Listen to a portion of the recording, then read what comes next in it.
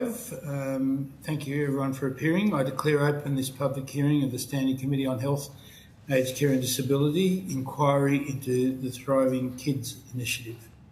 I'd like to acknowledge the traditional custodians of the land from which we meet today and pay my respects to their ancestors and elders past, present and emerging. I extend this respect to all Aboriginal and Torres Strait Islander peoples in their cultural and spiritual connections to Australia's lands and waters. In accordance with the Committee's resolution of 21st of August 2025, this hearing will be broadcast on the Parliament's website and the proof and official transcripts of the proceedings will be published on the inquiry website. I remind members of the media of the need to fairly and accurately report proceedings of the Committee. I remind all public officials and stakeholders who are present before us in ensuring the safety of children during these proceedings. This includes avoiding the use of names or identifying details when referring to children and ensuring that any discussion involving children is respectful, appropriate and consistent with our shared responsibility to maintain a safe environment. I invite members of the Committee who are present today or appearing online to introduce themselves. I'm Mike Freelander, member for Macarthur and South West Sydney and chair of the Committee. Any other members present, could you please identify yourselves? I'm happy to go, Chair. So I'm Alice Jordan-Baird. I'm the member for Gorton. Good. Cameron?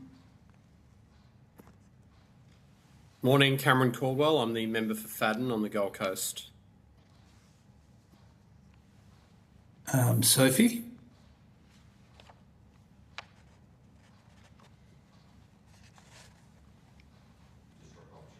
Anyone else present? Monique, are you there?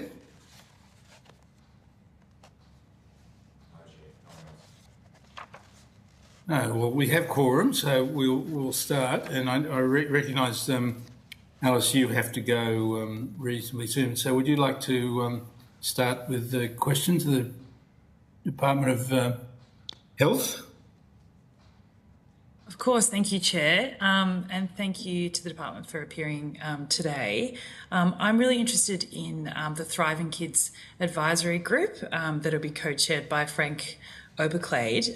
Can you tell me a bit about what the Australian public will expect from this advisory group and who will you as the Department consult with to inform the Thriving Kids initiative? Good morning. Liz Devlin, I'm a Deputy Secretary with the Department of Health, Disability and Ageing. The terms of reference for the advisory group are really seeking their diverse expertise to shape and support the initiative to help us come up with the national design. We've also asked them to consider the findings of the previous NDIS review. This inquiry itself will form a pivotal consideration for them as well.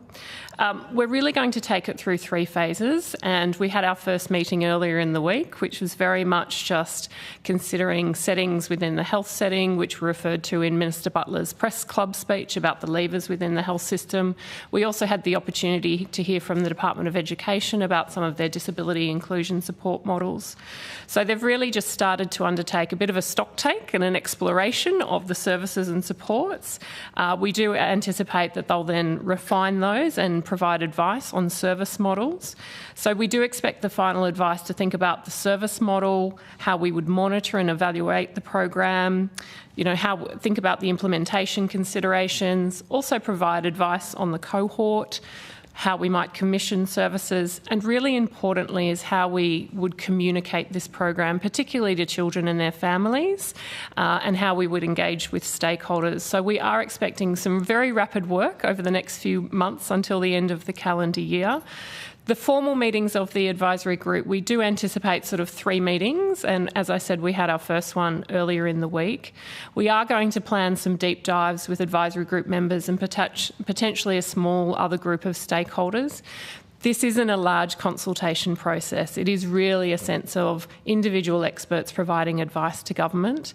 We do consider that the previous consultations undertaken in the foundational supports previously in the disability sector were considerable, and they are part of their considerations. And also, we're very keen for the chairs of this for this inquiry to come and meet with the advisory group as well. So we see this as a key part of the consultation because this provides the opportunity for very broad input from the sector.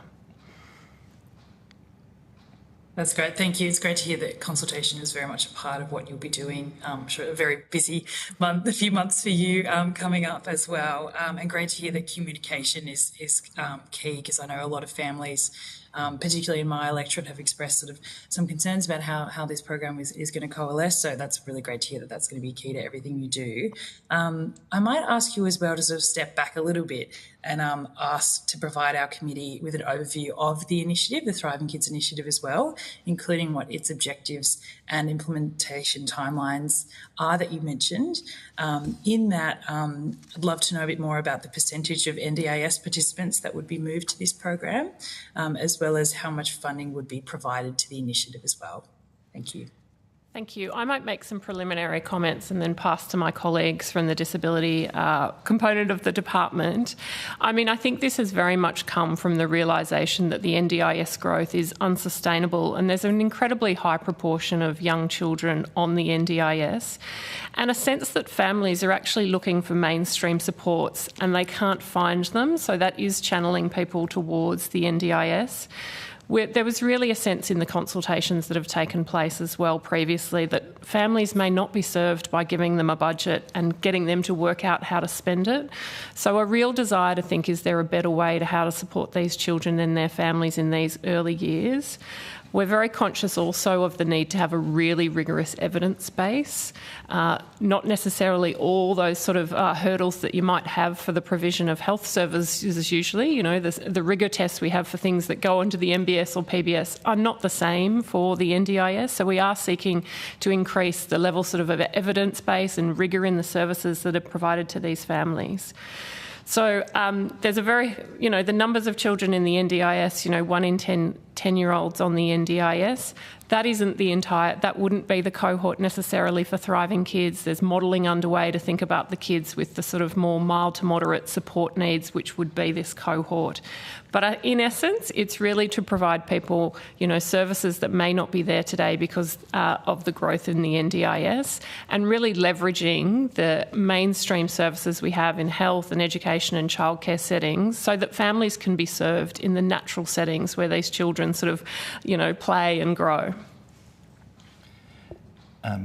Luke Mansfield, Acting Deputy Secretary, Disability and Carers. Just to add to Ms Devlin's evidence, in terms of the program itself and some of the dimensions of the program, really looking at both how do we identify kids as early as possible who may have developmental concerns or potential delay or disability or neurodevelopmental difference, and then looking at the supports that can be wrapped around parents and families so that they can understand more about developmental delay and what they can do in the home, what they can do in their own interactions with early childhood settings or schools, the kinds of supports that are available to assist those families. So that's one element. Another element is around providing opportunities for connection between parents that are experiencing similar things through things like peer support. And there's existing services out there in the community for parents like playgroups and supported playgroups that provide opportunity for touch points with kids and their parents that allows for both identification and early support to be provided. In addition to that, there's recognition that there will be some children that require additional supports on top of that, and that's where Ms Devlin was talking about leveraging existing service systems like health, education, early childhood, and providing the opportunity for children to access things like therapeutic interventions that are evidence-based, that are going to support those children and their families in everyday settings. So how can the child be supported in the home? How can they be supported in interactions with other children in ECEC or in the community or in school, so that they can thrive? Thank you. That's great. I just have one more question, if that's okay, Chair, and it's just around how the department is working with other departments, like the Department of Education, to create a process of identification of children that may benefit from this support. Yes, so we have ongoing, very regular dialogue with our education colleagues at the Commonwealth level, and have been engaging with them really throughout the time that since December 23, when the concept of foundational supports was discussed at National Cabinet. And since that time, there's been ongoing engagement with education about the possibility of supports for children, and what that might look like in their own service settings, the issues that are faced by the education system, and as Ms Devlin indicated, the interactions with other things like inclusion support within the school settings or within ECEC settings, and how they can be both leveraged and connected to thriving kids. In the context of engagement with states and territories, there has also been the involvement of education officials in quite a number of workshops and meetings to explore those connection points with education system. Thank you. Thanks so much for your contributions. I might leave it there. Thank you, Chair. Thanks, Alice. Cameron, would you like to ask some questions? No, I'm fine, thank you. Good. Sophie?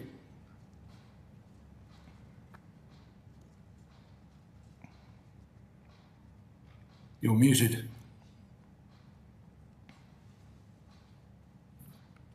Sophie, you are muted. Why am I? That's good. We can hear you now. Can you hear me now? Yes. Oh, good. Thank you. So thank you, Chair, and thank you to the Department for your presentation today. It is very vital work that's happening at the moment. I've got a few questions. One was, will the Thriving Kids Initiative change how children are assessed for developmental delays and autism, and if so, how? I might start with the sense of the work and the discussions we're having in the advisory group about identification, which I appreciate is not assessment, that then might lead to assessment. So we're very conscious of wanting to utilise the existing early childhood health settings. As we all know, many states and territories run a scheme of early childhood health checks and wanting to make sure that they happen.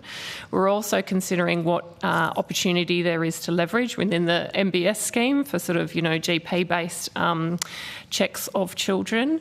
But we are very conscious also that there are other settings for people who work with children all the time, that there might be things and conversations they could have with parents, whether that's, in our early childhood care or those sorts of places. So we're looking at a range of places where there's going to be people who are with children wanting to have a conversation with the parents around sort of a whole, the children's development. We're very live to also, opportunities we've seen overseas with the CDC has a great program of sort of, identify the signs and act early. So we're having a think about whether those sorts of things. So a sense of broadening the places where people would undertake identification in terms of, health checks, conversations with parents. I think assessments is then the next sort of step of that process for where children might be assessed for the level of support need. And I might just ask Mr Mansfield to talk about the thinking that has been done on that in the past. Thanks. In terms of assessment, there's been some discussion between Commonwealth and states about available assessment tools that exist within the existing architecture for either Commonwealth or state services. There hasn't been any decisions made on particular assessment approaches, other than from the perspective of Thriving Kids, wanting to make sure that there is a relatively low barrier to entry, so not a scenario where children need to go through extensive assessment activity before they can access support, but rather that parents can access support quite quickly, and that really the assessment activity is going to the identification of the kinds of support needs that would be useful. The other aspect to it has been really looking at the extent to which assessment gets embedded in the actual support model itself. For example, if there are allied health professionals that are starting to see children, their role in being able to assess along the way the changing needs of the child and the family as supports are delivered. Sounds like a common sense approach. Sounds good. I have another question.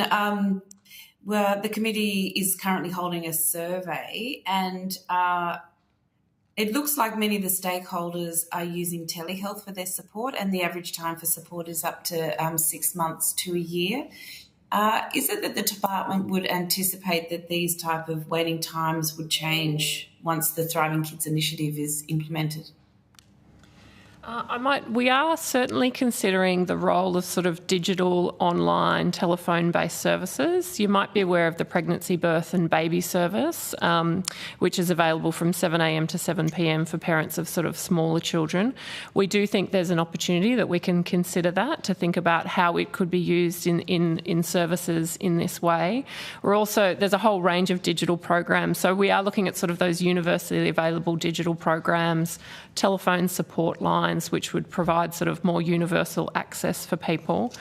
I think we're very conscious of whenever we have discussed with the states and territories and the offerings that they provide, there is often a commentary of the significant waiting lists for their services. And hence this really is, one of the key rationale for Thriving Kids is to think about how we can provide more mainstream services outside of the NDIS for these children, so that you don't have those extensive delays, because a child of 2 or 3 cannot wait 6 months or a year for a service. And I guess just following on from that, there are particularly persistent workforce shortages in rural and regional areas. Is there a sense that it sounds like the digital type of delivery of care will continue, but is there a sense that there will be more face-to-face foundational supports in rural and regional areas as well with the Thriving Kids initiative? Certainly. The workforce limitations and how you reach those areas was an extensive conversation at the first part of the advisory group. And I do think that this is where the notion of more commissioned and mainstream services, as opposed for people needing to buy their own service through a package. We do think that model has distorted the workforce. It's distorted where the workforce is available. It's distorted pricing. So I think the notion of government commissioned, funded or delivered services will help to overcome that sort of sense of, it helps government plan where the services are available, as opposed to where the provider wishes to provide the service, if you know what I mean. And then just lastly, because there's lots of questions, are there any international programs that the department is looking at that could inform sort of foundational supports for children with developmental delay or autism? We have been looking both domestically and internationally at different programs and services that are available, and also the different approaches that other jurisdictions have taken. Ms Devlin mentioned, which was discussed at the advisory group, a program in the CDC in the US around identifying children and raising parental awareness around the signs of developmental delay. So we have been looking at both domestically and internationally different programs and services. I don't have a list of them this morning, but we are looking broadly. And what the evidence base that sits behind those services. There's been quite a lot of work done domestically to look at the different programs and parental services and offerings and looking at the evidence base that sits behind them. That's a key focus of the advisory group as well. And is the department also looking at how services are delivered internationally and what's working well? We are looking at all of those issues both domestically and internationally. We haven't done a specific extensive scan internationally of service models on the ground, but we certainly will be looking through the advisory group about what those experts can offer by way of their networks and understanding of what's been happening both domestically and internationally. Thank you. Thanks for your time. Thanks, Sophie. We've been joined by several other members, Ms Stanley, Mr Birrell and Dr Ryan. So I'll go to you for questions, but I'll start with Ms Stanley, but if you could all identify yourselves and your electorates before asking questions. I'll go to Ms Stanley first. Morning all.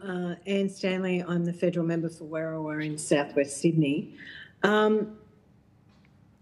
There seems to be, with the responses that we've got, a lot of negativity and fear around the Thriving Kids initiative. Is there anything being done? I mean, clearly you're in the planning phase. Clearly you can't, say what's going to be in it, because there needs to be, this is what this process is about. But how are you addressing those concerns? Because I'm sure that you're getting them directly from stakeholders as well. And I just wondered how that was being dealt with. We appreciate that whenever there is a change or a potential change, particularly for those that are currently accessing services in a particular way, like through the NDIS, for example, that causes uncertainty for people, and there is concerns that can be raised around that. The Minister's been pretty clear through his speech that there are no changes to access associated with existing participants within the scheme until Thriving Kids has been established and stood up, so until July 27. And so part of the messaging that we've been doing with stakeholders is to reaffirm that. Of course, children undergo normal reassessment processes along the way, but there's no changes until that time. We're very conscious that as decisions are taken by governments around the design of Thriving Kids, that there's going to need to be a significant amount of engagement with the public to help explain how Thriving Kids will work, what it will mean for families, how they know where to go for services, how they can find services, and that's a big part of the work that we're doing, including through the advisory group to define the best ways to do that. Have you provided any certainty in a timeline? So the Minister's been clear that the intention is to stand up first supports from July 2026 and to scale services by July 27. So that's the Commonwealth's intention, and of course we're working with state and territory governments around their scaling and uplifting of their services to complement Commonwealth services. Okay. Can I just, this is like a left field, but if the NDIS becomes aware that a participant should actually be supported by health, for instance, they've had a catastrophic accident and it has made their outward disability worse, so they're acting out, but clearly that's not the NDIS's responsibility to fix. do you refer them to a more reasonable support service? Because quite likely, because it's a medical issue, it will last for whatever it will last for, but their disability substantially has not changed. It's the catastrophic incident that is causing their heightened needs. So many families or many people with disability will access both disability supports, reasonable and necessary disability supports that are being funded through the NDIS, and health system supports. And there's ongoing many scenarios where that occurs, where someone enters hospital, exits hospital. There's some elements of their support that are health supports. There's some elements of their support that are disability supports. So that routinely happens. Where there is a significant change in circumstances associated with a person's life, that can trigger for a person with disability or their supporter to flag that with the NDIA, so that there's an understanding of that. Where that changes the nature of the disability support needs, then that can be looked at through a change to their plan.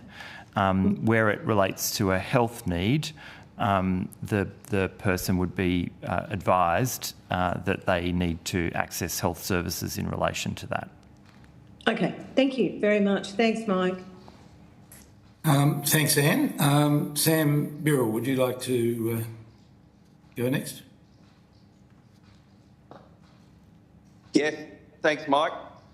Sorry, let me get organised. Sorry, I'm out in the field, so trying to do two things at once. But yes, I'm Sam Birrell, a member for Nichols. I've had some consultation with some parents of children with autism in my electorate, and they're a bit concerned about some of the language used, which talks about mild autism, and they're saying, you know, it doesn't sort of fit neatly into those boxes, and they're also worried about what happens between now and when a Thriving Kids program gets set up, and how long that might take. And I know you've already mentioned that, but I'm just wondering if you've got a comment on that language around sort of levels of autism and parental concerns that doesn't adequately feed into the unique challenges that sort of each family has.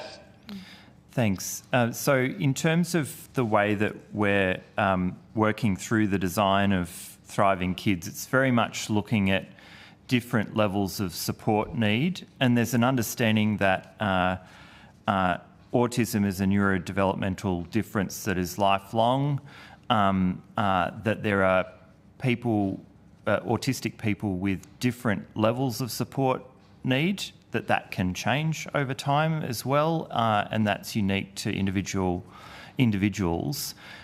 In relation to the Thriving Kids design, we're really looking at the types of supports that can be offered for those with low to moderate support needs.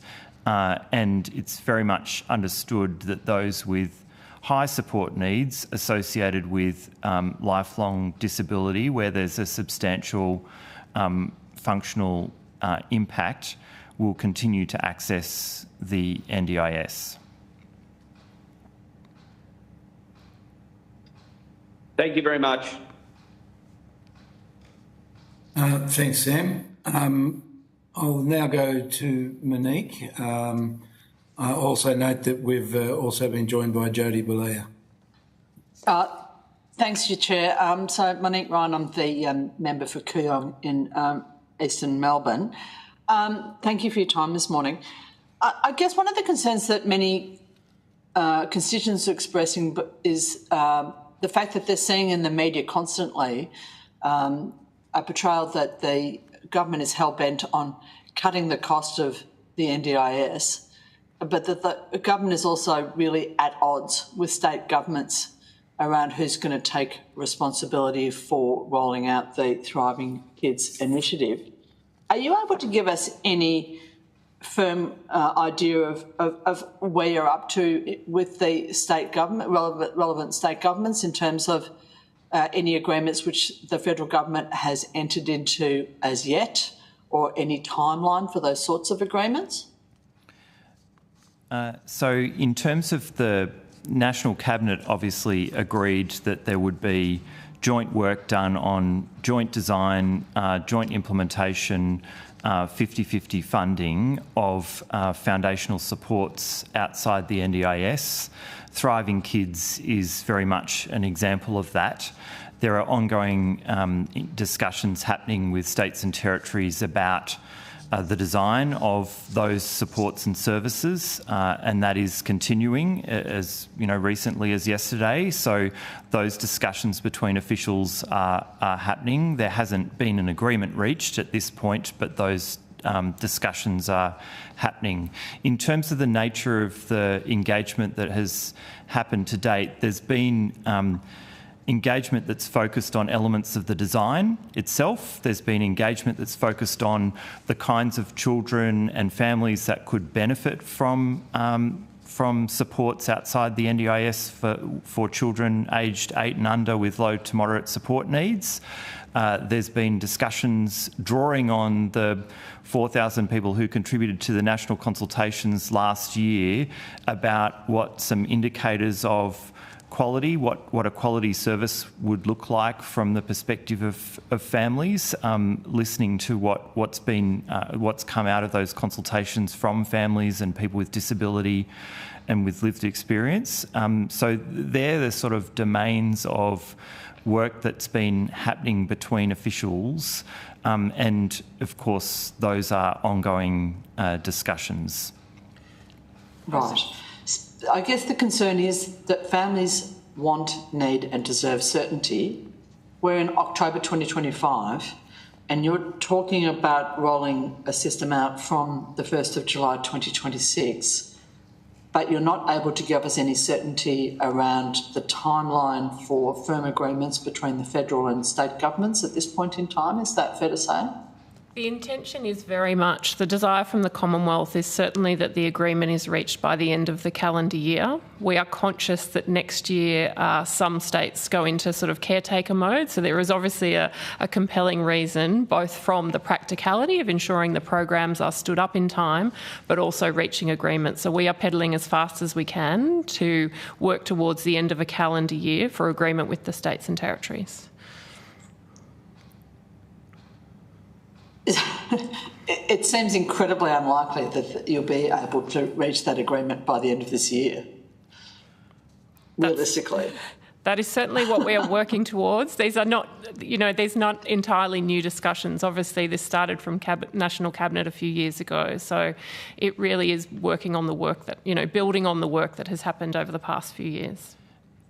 And notwithstanding that this might be building on the work that's been coming for some years, the first that NDIS recipients have heard of this was the Minister's Press Club address a couple of months ago, and it appears that the state government's responses to it appear to have been one of surprise. It seems like it came out of the blue for them.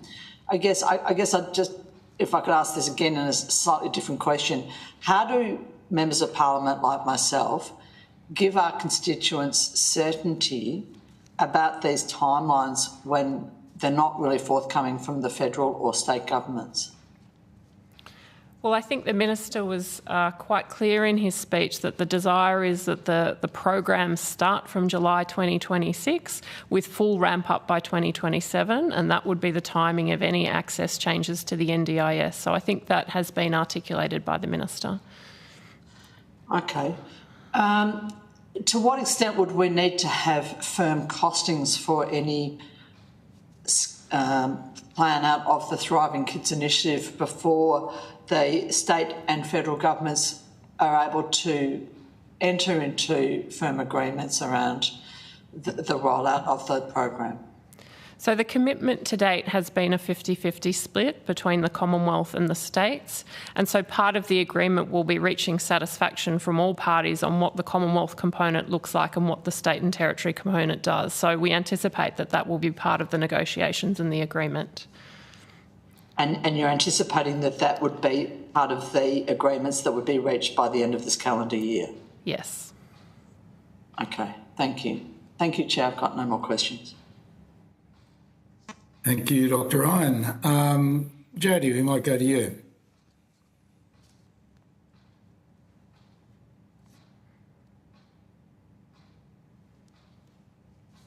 Jody?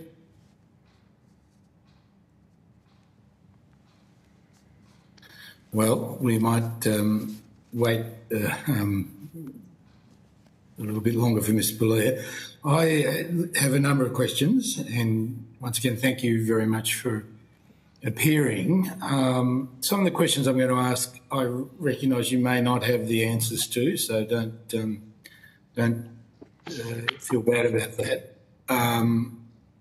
I think this is an incredibly complex situation. And I know we've created a lot of anxiety, and I'm hearing that every day amongst a whole range of parents. But just, Ms. Devlin, if I can go back to your comment about NDIS having unsustainable growth, would you just let us know what that growth is year on year?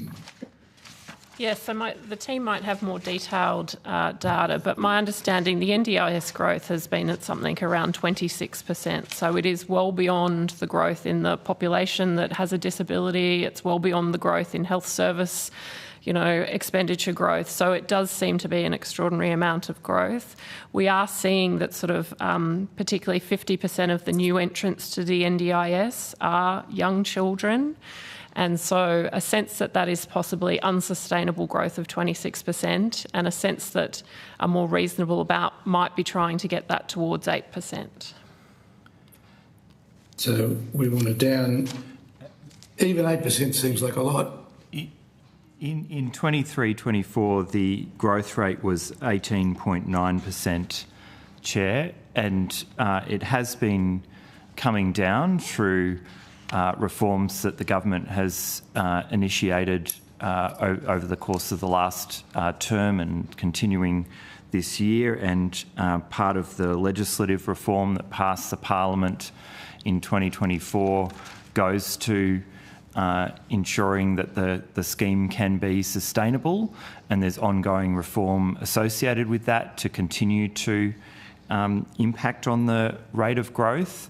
Of course, the initiatives that we're talking about here are a component part of the overall reforms that are designed to achieve a more sustainable growth rate over the medium to longer term. And the goal that's been set by governments is to get the growth rate down to 8% from 26-27. Yeah, and what sort of money are we talking about? In the actual expenditure in 3-4 was 41 billion. That rose to around 46 billion in 24-25. And obviously the trajectory of expenditure, if the growth rate is not achieved, would be very, very significant. So all efforts are on reform that will bring the growth rate down to 8% with further moderation over time. That's what was agreed at National Cabinet between First Ministers. Good. Is there a sense within the department that the NDIS is still an evolving scheme? In other words, is it something that there will be further changes over time? I think the NDIS, while it's been in place for around 10 years, different jurisdictions signed on at different times, and the transition periods have been different across different jurisdictions, and so you do see variation in both access and the experience of participants on the scheme or entering the scheme and on the scheme. And so, yes, there is an ongoing reform pathway that would see changes to the scheme over time to improve the fairness and equity in the scheme, and as the Minister has discussed, to return it to its original intent, that it is supporting those with permanent and significant disability. Good. Now, one of the things that happened with the advent of the NDIS was a change in concept of intervention. It became very much a therapy-based intervention system. Are we now looking at reinventing block funding models? For example, through non-government organisations, charitable organisations, etc.? Certainly. Is that going to be part of it? Certainly the discussions to date, and particularly in the advisory group, is a sense that giving parents a package and for them to resolve how they spend it is not the right way to go. So the conversations have certainly been around what services either the states and territories or the Commonwealth would commission on behalf of families to serve them. Okay, good. Has there been an agreement with any of the states that they may have to rethink some of the funding models that you're aware of? Funding models in terms of the... block funding. Yes, there's certainly been discussions with states and territories around different approaches to establishing the services that involve commissioned services, which could be, for example, block funded models of support. Yes, certainly. There's not been any particular agreements to the precise service model at this point, but there's certainly been quite extensive discussions, including with states and territories, around different opportunities to do that. And each state and territory has a bit of a different starting point. They've got a mix of existing services available within their jurisdiction that they would potentially build from. But yes, we've been talking about block-funded models of support as one of the areas of focus. Right. Now, there have also been, over a long period of time, concerns about, number one, waiting times for developmental assessments for children, and number two, costs of those services. Have you looked at how we can improve that particular problem? It's one of the core areas of focus of the advisory group, is looking at those issues, both in terms of identification and assessment, and it was a key focus of the early discussions at the first meeting this week. Oh, good. Okay. And any answers or not so far? They're continuing to explore those sets of issues, and they've committed that would be one of the areas that they look at very closely, both ahead of and during the next meeting. Okay. And are they looking at that in terms of access or equity, or both?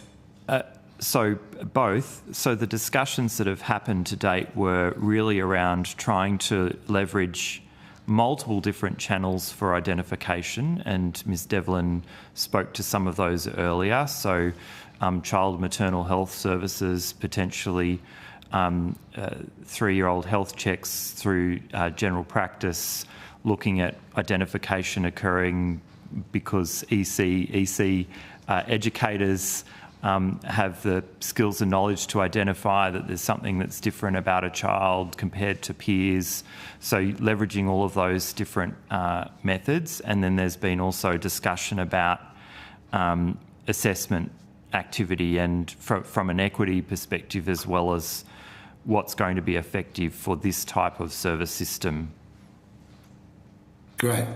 I'd like to just take you up about one of those issues. The Minister has announced the possibility of 3-year-old growth and development checks.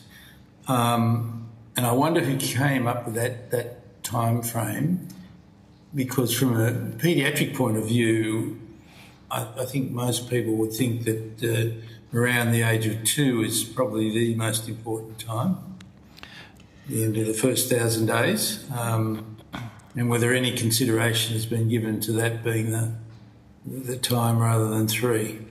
That was certainly a topic of discussion at the advisory group, and so there was a discussion around, what is appropriate at perhaps 18 months and what's appropriate 3 years. So I don't think that is necessarily settled as yet.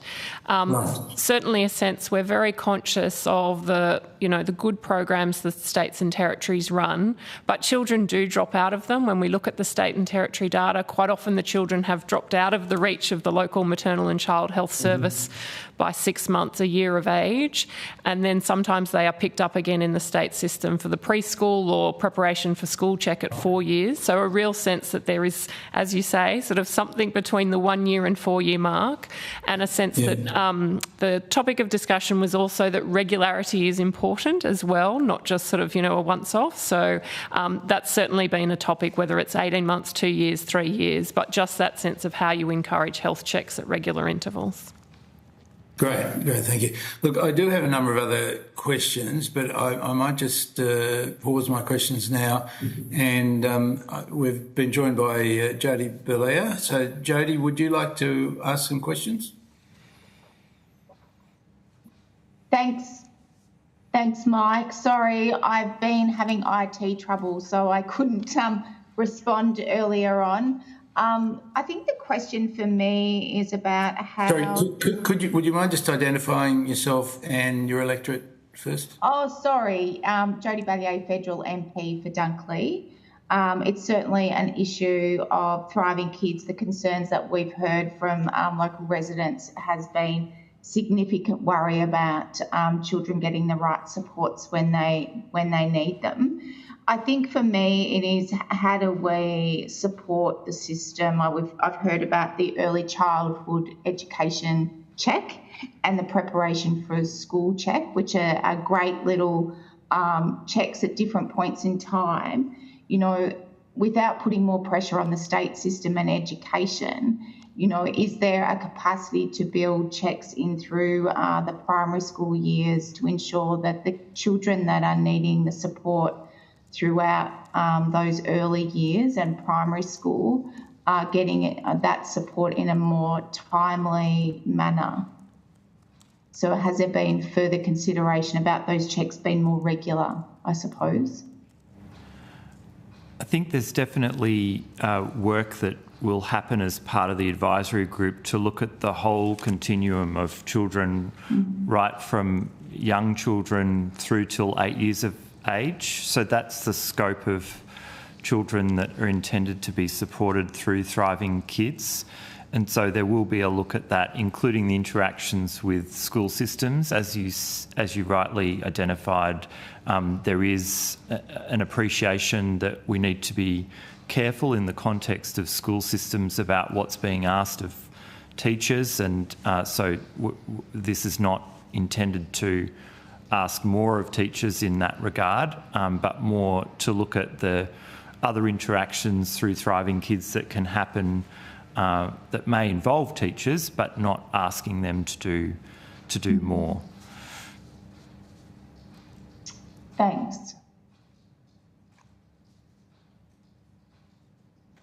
Great, thank you. Does anyone have any other questions?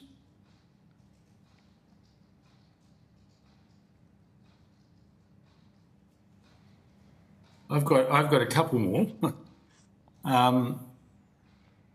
One is I seeing kids with developmental issues who do need support. When they're very young, it's sometimes not clear whether they will require ongoing support or not. Have you thought about how So we'll just do it walking along. Oh. I enjoy video seeing here, and I'm looking forward to seeing all this redeveloped really soon. Sam? Sorry. Do you want to mute yourself? Sorry, Apologise. Good. Sorry. About how you would manage a transition from the Foundational Supports Thriving Kids program to the NDIS. And secondly, there would be some kids who would be identified from birth as having likelihood of lifelong problems and would automatically be or semi-automatically would be seen as being appropriate to have them on the NDIS. Have we worked out how that interaction is going to work?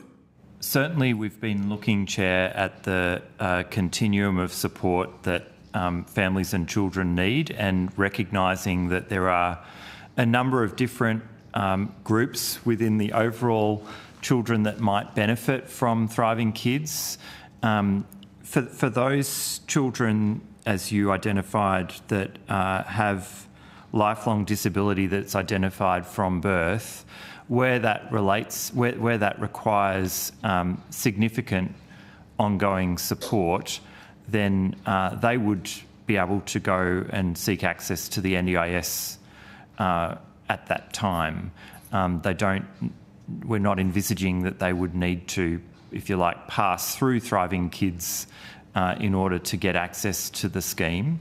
Of course, there might be some activities that they benefit from, parental supports, peer supports, other things that could benefit families through Thriving Kids, but where they clearly have substantial impairment and ongoing support needs of significant support needs, they will continue to access the NDIS. For those who are identified early on that it's uncertain what level of support that they might require over time, we are envisaging that those children would benefit from Thriving Kids, and it may be identified at a certain point that either they're going to have their needs met through Thriving Kids, or that they're likely to have very significant ongoing support needs. And where that's the case, they'll be able to, again, seek access to the NDIS. Okay, because I have a slightly different view, and that is that they all should have access to the Thriving Kids program. And that should be the starting point for all kids with neurodevelopmental needs. Certainly, so then the cut-off would be later. No decision's been taken on the exact pathway. The discussions that have happened through engagement with states and territories and are happening through the expert advisory group is that there are different groups with different circumstances. And we do see that Thriving Kids will benefit many of those children and families. In terms of the parental supports and family supports, we're envisaging that they may benefit a broad range of families, including potentially some families of children that are on the NDIS. In terms of the supports for children themselves, that's a subject of ongoing engagement with states and territories about the precise supports that would be provided and the extent to which certain supports would be provided through the NDIS or through Thriving Kids, or a combination where they translate from one system to the other system. Yeah, okay, good. So it's not set in stone yet anyway. Not set in stone yet. No, good. Now, look, I'm conscious that we've gone past time. Does anyone have any other questions?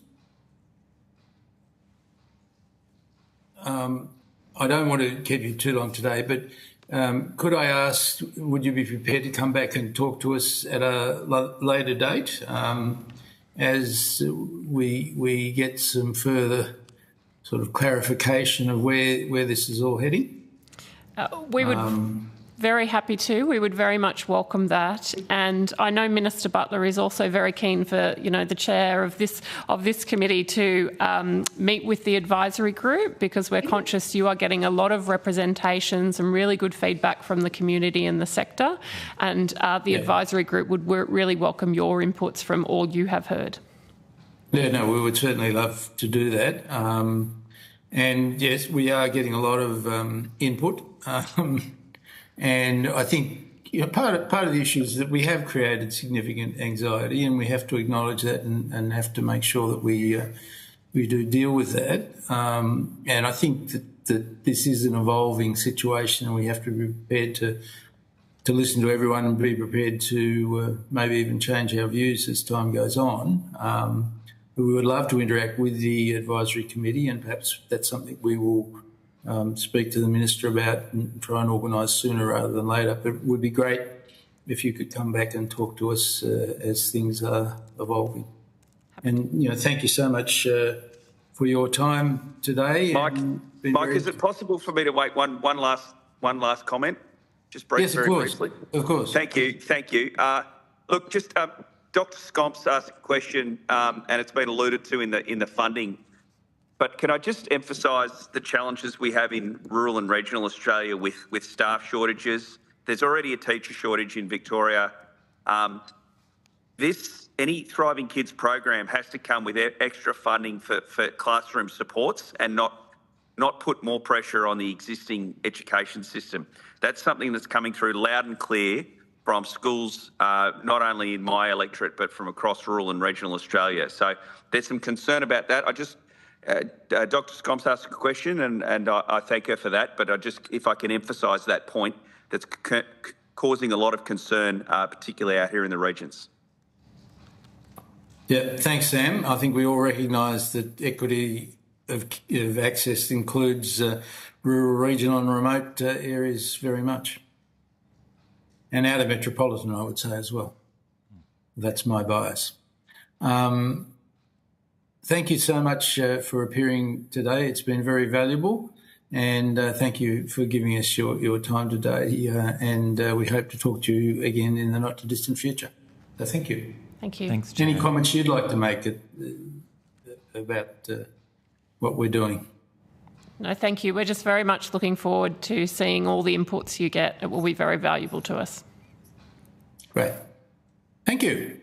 Well, I will call the meeting temporarily suspended until we hear from the Physical Disability Network at 10:45. Yeah.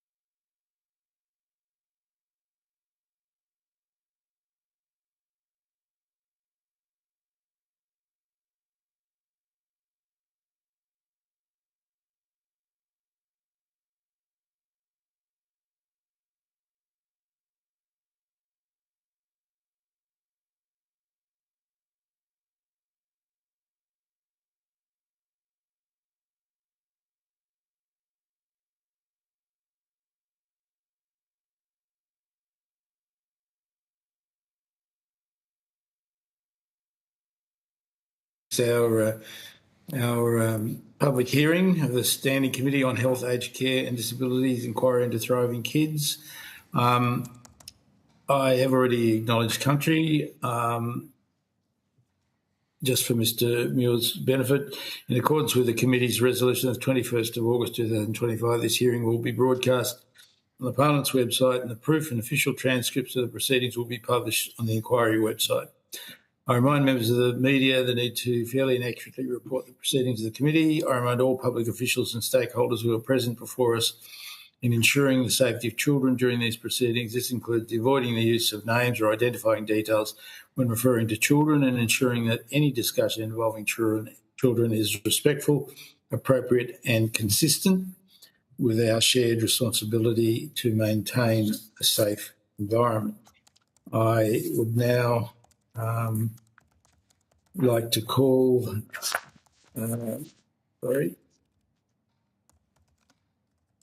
so I get the titles right. Mr. Jeremy Muir, the CEO of Physical Disability Australia. And Mr. Muir, would you like to identify yourself, tell us in which capacity you appear, and make a short opening statement? Sure, thank you, Mike. My name is Jeremy Muir, and I'm the CEO of Physical Disability Australia. So Physical Disability Australia, we're a national disability people's organisation, and we're run by people with a disability for people living with a physical disability. We exist for our members, and our mission is to enable every Australian living with a physical disability to realise their full potential. And PDA recognises and acknowledges the intersectionality of disability that exists for many of our members and other Australians. Good. Just want me to keep going? Yes. Yeah, terrific. Thank you. So we thank you for the opportunity to participate in this review.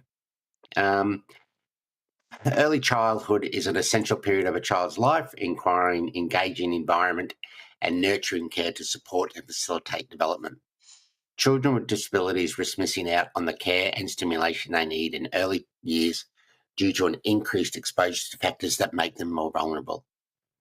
These factors include poverty, stigma and discrimination, exclusion from early learning opportunities, violence, abuse and neglect. Exclusion from stimulating environments that can significantly hinder participation in learning opportunities and negatively impact the achievement of important skills and educational outcomes. Children with disabilities are less likely to receive early stimulation and responsive care and to be exposed to children's books and playthings compared to children without disabilities. Literature states that children under 7 with disability may experience delayed or no access to early childhood education compared to peers without disabilities, limited social interaction with typically developing peers, fewer friendships, fewer interactions in inclusive play or classroom settings, lower quality of interaction. Sometimes interactions happen, but they're less reciprocal and less rich in language and play, etc. Stigma and discrimination, attitudinal barriers from educators, parents, policy and structures, physical barriers, inaccessible buildings, lack of transport or lack of adaptive materials, resource barriers, lack of individual aids or support staff, insufficient teacher training, and late diagnosis, particularly for things like autism, which delays entry into supportive programs. So PDA welcomes the ideas of a program that fully addresses the needs required by children with disabilities and their families.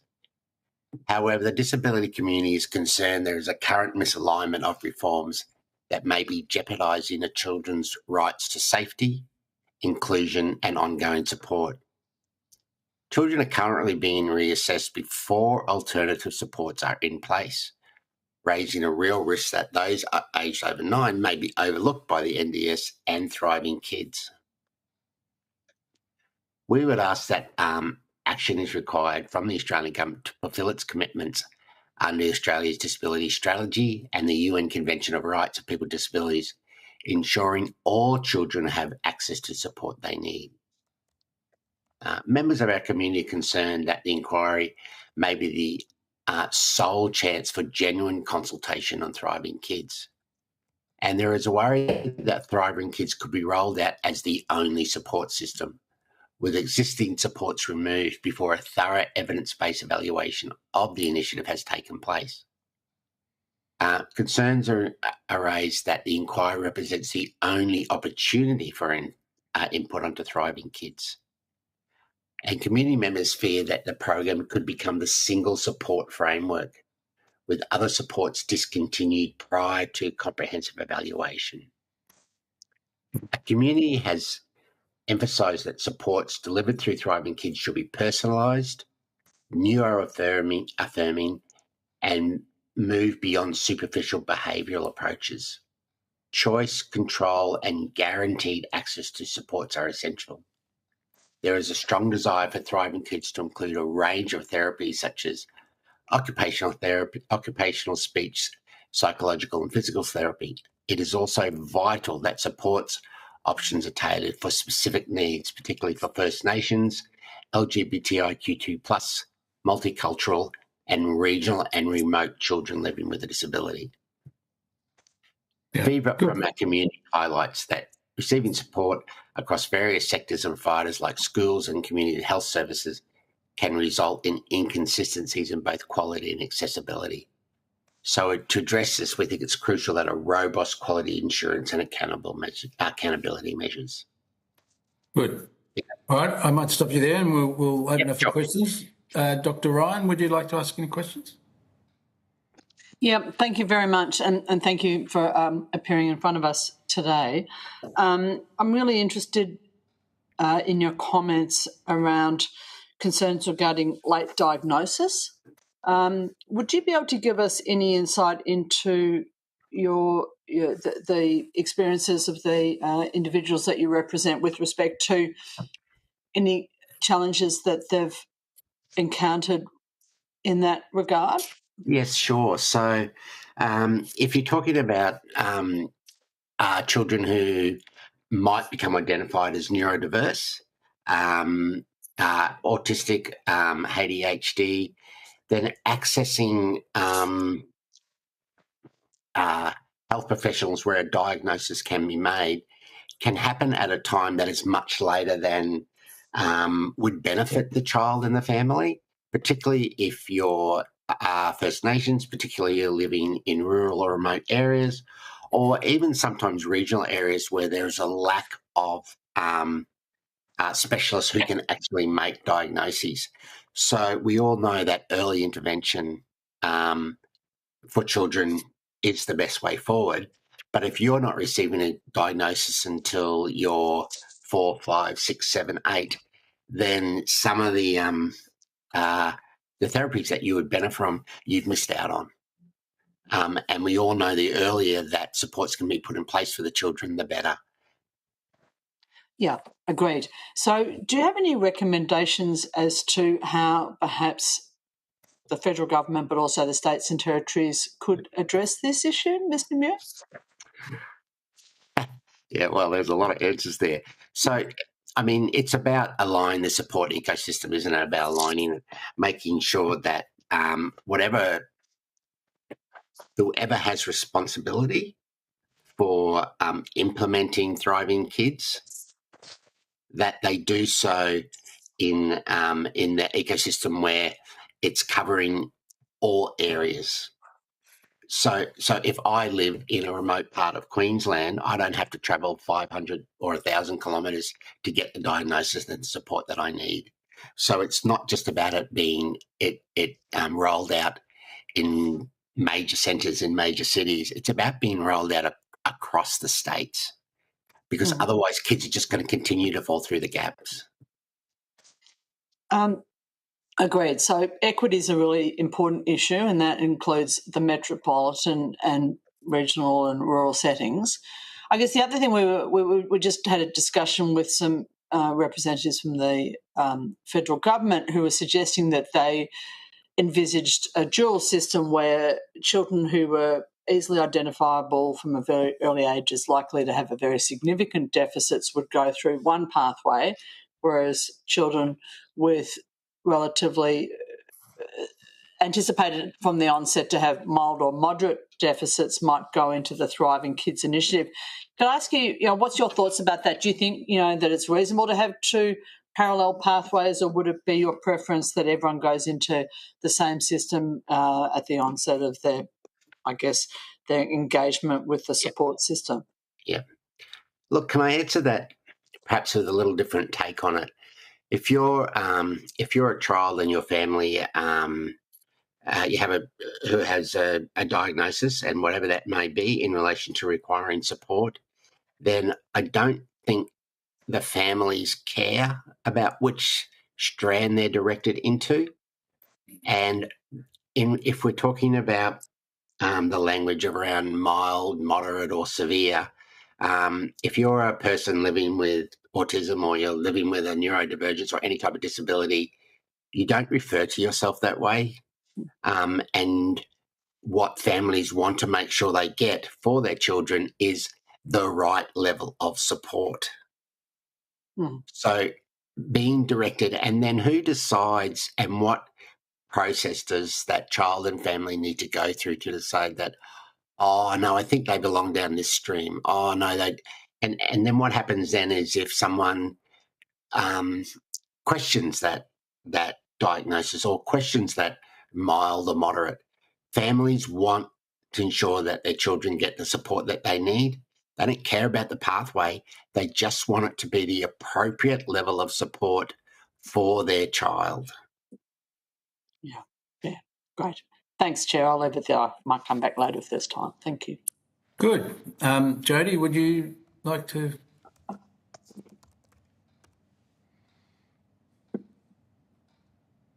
Jody? Sorry. Okay. Just had to shut the door. I think all of the feedback that you're giving us and insights is really important. I think ensuring that there's checks along the different age groups of development are really, my sense, are important, and the fact that the capacity to have children checked at different ages and stages, it feels like it needs to be a fundamental part, a bit like the maternal and child healthcare checks that are done, that we need to be looking at some sort of system maybe, or process from which children get checked at different ages and stages up to the age of 8, so we're not missing people.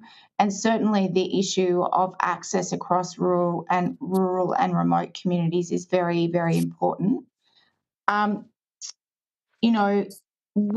What do you think we need to be considering? Do you think we need to be having checks, mandatory checks along the age spectrum? Yeah, definitely. I think that we know kids are already being missing out on diagnosis, and there has to be a process where families and children can, at any stage of their development and any age, can still receive a diagnosis and can still get the supports that they need. They shouldn't be missing out on supports because they've reached the age of 6 or 7 or 8. And a lot of that because of lack of understanding about how someone goes about getting their child to receive a diagnosis and getting the support that they need. Remembering that we're talking about, it's not only the children that receive discrimination and stigma, but it's also the families, and that sometimes can prevent families from going down that path because of the fear of what might happen. What happens if my child does get a diagnosis? Then does that mean that not only is their life turned upside down, but is their family's life turned upside down as well? And when we talk about putting services in place from diagnosis to those supports, it needs to be as seamless as possible. It needs to ensure that the children and the families do not miss out on the other important aspects of learning and growth. Currently, when children go through the process of getting supports that they need, they're doing that at the expense of the other important reaching milestones or social interaction or education that they need. And you can't have one system that is there supposedly to support children that takes them away from the other developmental aspects of life and learning. That socialisation and that learning at all stages. This program, Thriving Kids, needs to ensure that they work simultaneously together and they work consistently together. So those children don't believe that they are othered and that they are different for negative reasons. Embrace the diversity. Jeremy, I've got one more question. So if we had different checks and balances across the age span, say from 0 to 8, and for these young children, do you think earlier identification would take some of the pressure off the NDIS because we're dealing with and supporting these children and families earlier? It certainly would, as long as it's not used to ensure that children don't go on the NDIS. So it's about having, if there's a support system for Thriving Kids and that is implemented and we have the NDIS, then whatever support system is required, people have access to either or. Yet we all know that government has talked about NDIS sustainability and about reducing cost and reducing growth. Yep, everybody understands that. And I just hope that Thriving Kids is not just being used as a tool to do that, and it's being used as a tool to truly provide the support that kids need and children, the support that kids need that can't access the NDIS or are denied access to the NDIS or being removed from the NDIS. I do have one more question, sorry. Sure. Jeremy, with regards to schools, now I don't think any of us want to put more pressure on this education system in every state and territory because we know teachers do an incredible job with what they've got. Do you think some bespoke programs for children that are autistic or with ADHD would be included in the school communities would be one of many interventions that could be helpful in supporting these children in their period of primary school? Look, we know out of the Royal Commission there was a divide about whether education should be fully inclusive. And I think there might be a misunderstanding about what inclusive education means.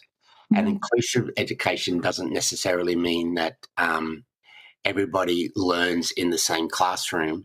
It just means that everybody is included in appropriate education and people aren't excluded from education because of the needs that they need. There'll be parents of families that believe that their children should be in specific education. They have specific programs to meet their child's needs. And there'll be others that believe that their children should be supported in what we would call the mainstream school system. There's a way that they can both work together. And and when we talk about bespoke, do you put bespoke in place alongside the education of children with autism and ensure that those programs are incorporated into their everyday learning and everyday education, or do you remove them when you do so? My view is you don't remove kids from kids, and you don't remove kids from socialisation, and you don't remove kids from the opportunity to participate in early learning. But you ensure that whatever type of learning or schooling they get, it is appropriate and inclusive for them. Have I answered your question? Thank you. Yes. Good. Thank you. Look, I'm just conscious of time. I just like to note that we have Ms. Michelle Moss from Queenslanders with Disability Network appearing, and I might just ask her to introduce herself and make a short statement before we proceed to questioning of both Mr. Muir and Ms. Moss. So, Ms. Moss, would you like to give us a short statement after identifying yourself in the capacity in which you appear? Good morning, and thank you, Chair and committee members, and thank you for the opportunity to appear today. My name is Michelle Moss. I am the Chief Executive Officer of Queenslanders with Disability Network. I want to start by acknowledging the traditional custodians of the land on which we meet and pay my respects to elders past, present and emerging. Queenslanders with Disability Network, or QDN, is the peak representative organisation for people with disability in Queensland. We are a network of more than 3,000 members and supporters, and we are led by people and for people with disability. QDN was commissioned by the Queensland Government to design and deliver the Queensland Disability Stakeholder Engagement and Co-Design Strategy, which we'll call the strategy, as part of the Queensland Disability Reform Framework, which is guiding the implementation of the Disability Royal Commission and NDIS review reforms for Queensland. We understand that this strategy is probably the only one of its kind nationally, and it really is about ensuring that people with disability, families, carers, and the sector come together to help inform the reform process. And to date, it's provided a real platform for that engagement of the broader community in the reform agenda in Queensland. So as part of this work, QDN has supported and led 4 complementary streams of engagement with the Queensland Department of Family, Seniors, Disability Services and Child Safety that's had a specific focus on foundational supports for children aged 0 to 9. So since October 2024, we've had a working group called the Early Supports Working Group of sector leaders. We've also been engaged with statewide community forums, and we've held 21 of those to date this year and had around 800 participants in those. The most recent ones in May and June had a focus on this work and this group. We've also done some targeted deep dives with almost 100 families in 4 locations across Queensland, which has included regional communities, remote communities, as well as metropolitan. And we've also had targeted engagement with independent advocacy organisations, peak bodies and First Nations and culturally and linguistically diverse. So I think from that, and we certainly do have a submission that we are putting into the committee with more detail, but the message from families has been consistent that particularly the ways of supporting families at those different touch points to help people identify if their child needs help is really challenging. After diagnosis, often there's nothing to help people with the next steps and the guidance and the support where they need to go. And I think some of the questions previously were looking at what are some of those challenges about why the delays occur, and certainly the feedback we have consistently heard has been, the wait times then for those assessments, and then linking to therapy, which puts pressure on families and the child and delays their access to the critical supports that they need in those windows of early intervention. Good. So I might just stop you there because we are time limited and there'll be a lot of questions, I think, about the Queensland system, if you don't mind. So I'll open it up to questions. Perhaps Dr. Scolmps, would you like to ask some questions? Love to. Yes, I would love to. Thank you very much, Chair, and thank you both for your presentations. Extremely appreciated. I heard a couple of things during the presentations, and one is that there's potential risks of service gaps, and I hear about the potential delay. Some kids are hard to diagnose, and so if kids don't meet those strict diagnostic criteria, they may miss out. They may have delayed diagnosis, so they might miss out on really important care. And also the kids who are over 9. I wondered if you both might have a comment on how we could address these potential service gaps and what you would like to see happen for kids who don't fit into that age group or strict criteria for diagnosis.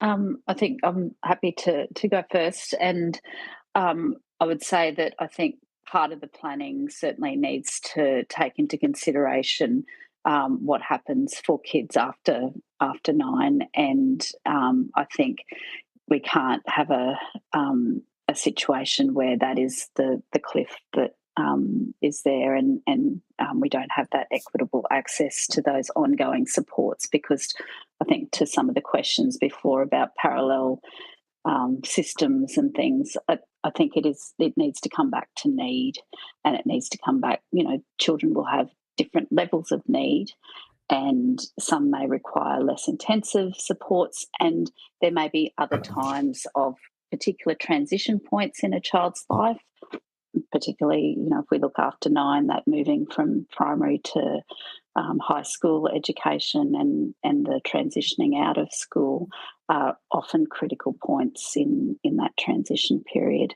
And I think, something that is about universal, consistent developmental screening at those different touch points in the first 2,000 days that could be embedded in primary health and early childhood settings, as well as how that continues into,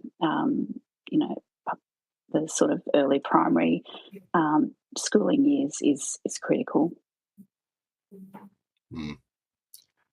I just emphasise Michelle's points there, and just like to point that obviously what happens when children get to 9 or over 9, or once they go from that transition to primary to high school, often then it becomes the too hard basket in relation to, what type of support the child might need, and how families and children get that support. So particularly within the education system, sometimes it gets pushed aside, or they're just a naughty child, and all those silly terms and rhetoric that happens. So as Michelle said, the earlier the better, but there still needs to be systems in place where if children need support as they get older, it's easily accessible and available. Thank you. I've just got one other very brief question, and that's I heard from you, Mr. Muir, that you were concerned, or your group was concerned, that this is the only opportunity for feedback on thriving kids. What would you like to see happen going forward, and I guess as this is rolled out? We would like a trial period. We would like to make sure that there's really sound evaluation of the program and really strong accountability, so that there are touch points within the program, talking to the disability community to make sure it gets right before implementation, but then touch points afterwards around giving feedback about what is happening and what is working and what isn't working. So not just an implement and forget. We've done it, aren't we? Great, terrific. There needs that evaluation, ongoing evaluation, once it's implemented, and then that evaluation needs to ensure that it's asking the right questions. Thank you. Yeah. Thank you, Chair. Sorry, Ms. Moss. Sorry, I was just going to add, we would support that, and I think there does need to be a national strategy for that engagement and co-design across the development and implementation, monitoring and evaluation. And I think there also needs to be that implementation framework that balances the need for a level of national consistency and enables jurisdictional level planning and delivery that's responsive to local context needs and service systems. Yeah. Local context needs is really, really important. Thank you, Michelle. Thank you, Chair. Good. Alice, would you like to ask any questions. Thank you, Chair, and thank you both for your contribution and the work you do to support Australians with a disability. I just have a question around that equity piece, which a few of us have already touched on. And in terms of, obviously, both of you have sort of mentioned the multiple checkpoints and that the need for that constant evaluation for this program. Considering our sort of different cohorts, in your view, do you think we need to add anything into the Thriving Kids initiative to ensure that equitable access for communities like, children from diverse backgrounds, children from cold families, children from, Aboriginal and Torres Strait Islander communities and those living in regional and remote areas? Is there anything we should be thinking about adding to the Thriving Kids program to ensure that these children aren't looked over? Do you want me to go first, Jeremy? I certainly think from our engagement and the families that we've talked to, that very much the importance of cultural safety, trust, and the engagement with those services that are on the ground, that are trusted and supported in communities, and that notion of fly in, fly out professionals, and that was in regional and rural remote communities as well, was certainly talked about. And I think the need for building things that help address the issues of travelling to assessments, the on the ground integration of services is critical. And I think, there's lots of frameworks and things out there that already give us some really clear signs to point to about how we could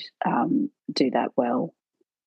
I think the other thing around workforce and the turnover of staff was raised as a critical issue, and being able to have that continuity of supports and I think mechanisms that allow families and children to be in control of their information, and that notion of not having to repeat your story and start all over again, like families talked about, as different providers come in, having to start all over again. You lose half an hour of your appointment time by having to go over everything and retell your story, and the importance of cultural safety in the services that are provided is critical.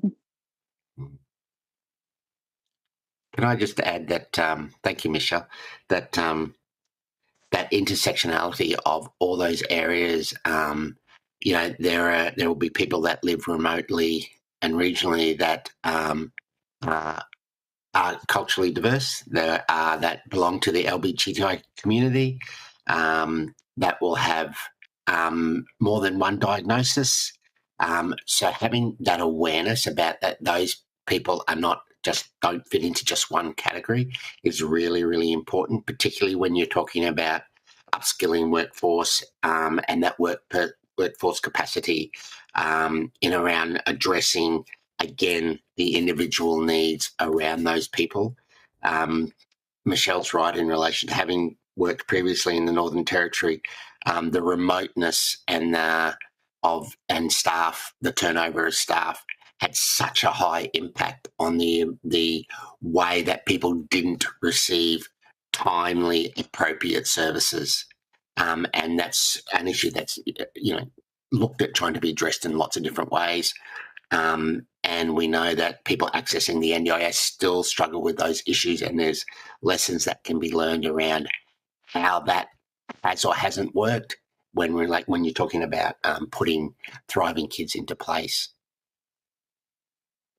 And sorry, I was just going to add in that I think the other thing that has come through our engagement is the importance of how, whether it's a principle that's looked at of the, child, family and community-led approaches, because we know we need to consider the family unit as a whole, and we need to think about how that looks in terms of community, and particularly our First Nations community and culturally and linguistically diverse communities, because I think one of the things with the NDIS and all of the benefits that it has brought has probably been to the challenge of the individual approach has meant that the family as a unit has been not considered in the delivery of services under the NDIS. And I think that's been a really strong message about how the whole family has a need for services and support, and we need to consider the design of Thriving Kids in that context. Thank you both for your contribution. I'm conscious of time, so I'm happy to leave it there. Thank you, Chair. Thanks, Alice. Sam or Cameron, do you have any comments or questions? Not a question, but just a comment to say thank you, of course, for the work that you do in this sector, because it's critically important. There's extremely vulnerable individuals, and, you know, I think we collectively just need to make sure we're pushing forward together to get the best possible outcome here. Good. Thanks Cameron. Sam? Anne Stanley, any questions?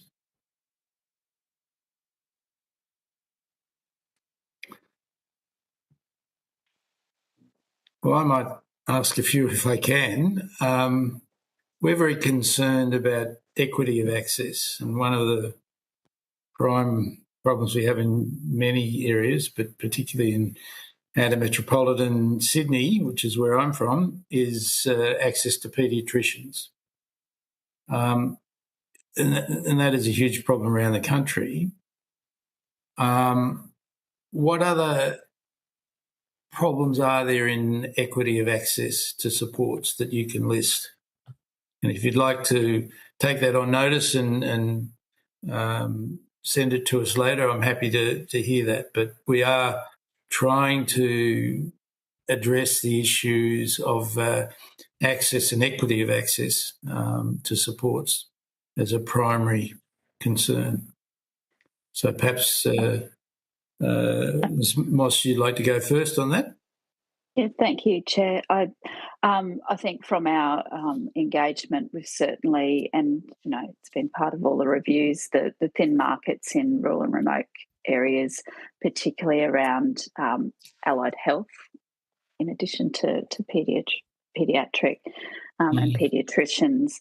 And I think some of the things that people have talked about in our consultations have included looking at how do we have a different approach to commissioning, and because I think across all of the different entities, whether it's health, education, disability, child safety, the way the service systems operate is very much in silos, and you may have allied health going from all of those different portfolio departments, and people have talked about, you know, looking at how does that happen differently, because we do have a challenge with workforce. I do think we need a comprehensive workforce strategy as well, and that needs to be looked at in the broader sense across all of those different service systems. So, you know, the strategy needs to include that, but I also think our commissioning approaches need to think differently about how we do that. Do you think they need to be a bit more proactive in reaching to at-risk groups? Certainly, I think there is a need for that, and identifying at-risk and high-risk and how that can be targeted. But I also think there's a way of using collaboration and cross-departmental approaches that can be looked at, so that, you know, we're not drawing on competition across health, education for the same allied health professionals who might be going in under different contracts. Good. Okay. Agree. Thanks. Mr. Muir, would you like to make a comment? Oh, look, I just agree with Michelle that the worst thing one of the worst things that can happen for families and children is, you know, they're going from one to the next, to the next, to the next, with sometimes limited outcomes. So that workforce capacity around ensuring that if the child and the family need specific support, then it's easily obtainable and easily directable. So it's not going from, oh no, you'll have to see such and such, or you have to go to this department and this department handles that. Because that just brings on more mental fatigue around this is getting too hard. Yeah. And I think, sorry. So go on. No, after you. I was just going to add, and I think there are examples of where things are working effectively. They're very much in pockets and they're very often locally driven. But I think there are things that can be looked at to see how that is working and why is it effective, and possibilities for scaling that, because the integration, that was a clear theme of the need for integration. And I think, as Jeremy talked about, at the end of the day, families, don't necessarily want to know how it's all happening, and which they just want to knock on one door and know that that's one-stop shop going to be the entry point. Yeah. I mean, any examples you've got that you think systems that are working very effectively, we'd love to hear from you. And if you could let us know, both of you, that would be very important for us to look at models that work. One of my concerns is that we are missing a number of high-risk communities, substance abusing community, Indigenous communities, non-English speaking communities.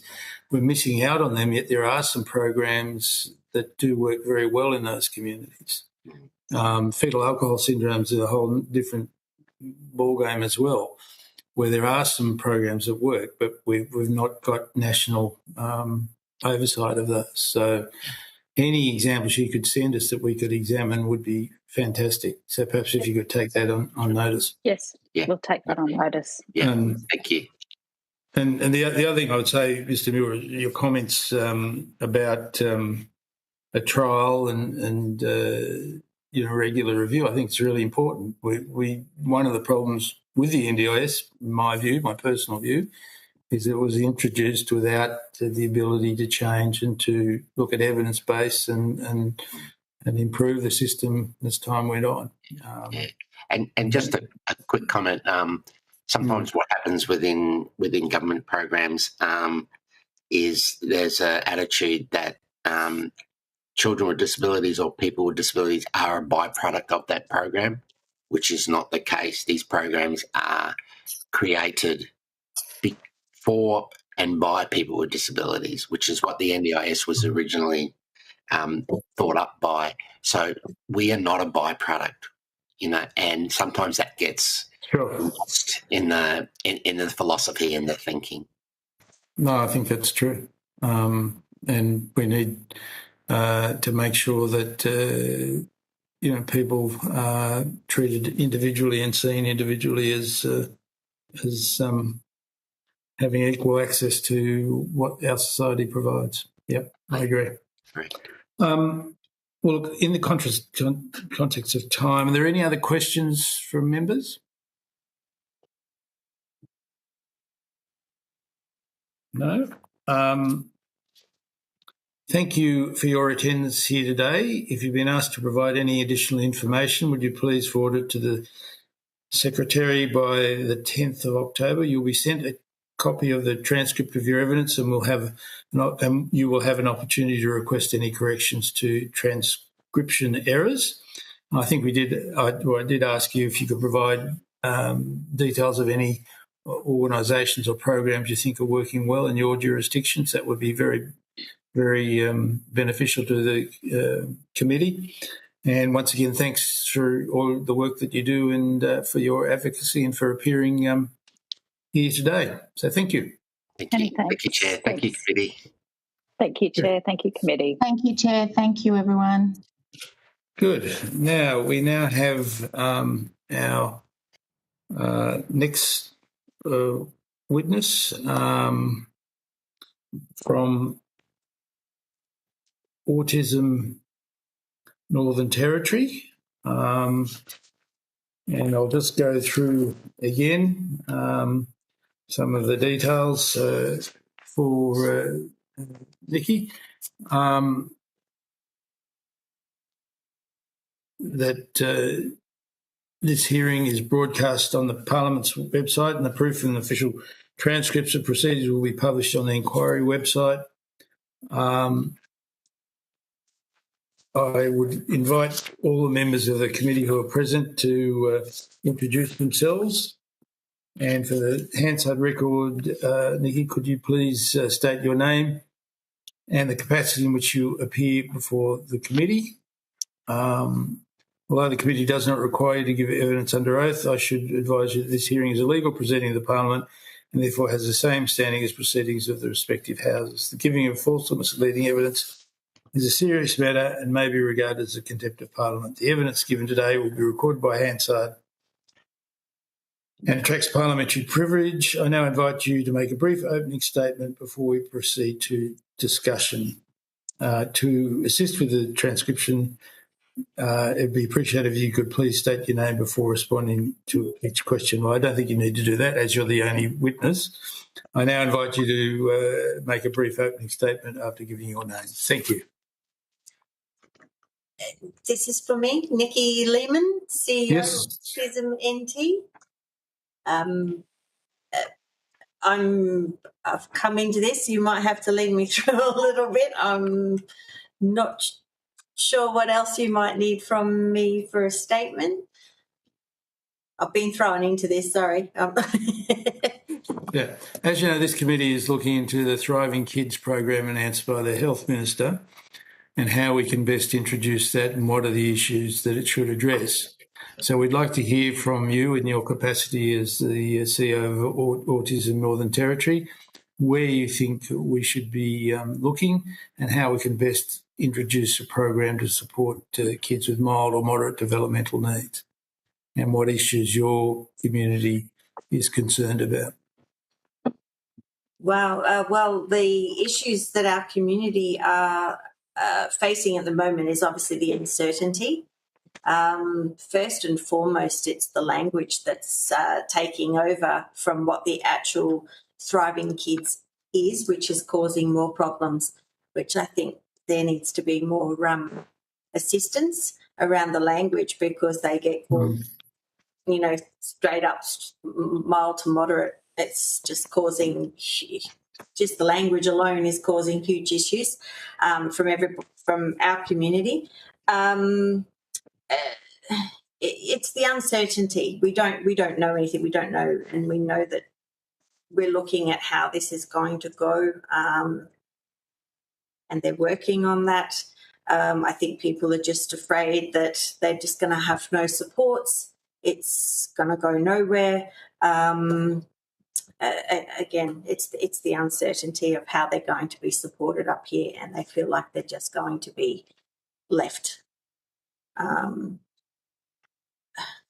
Yeah, we're assisting. I'm talking to as many people as I can so we can assist our community if they have any questions and just give them that reassurance, and then I'm finding out whether I can back that, how that is backed up.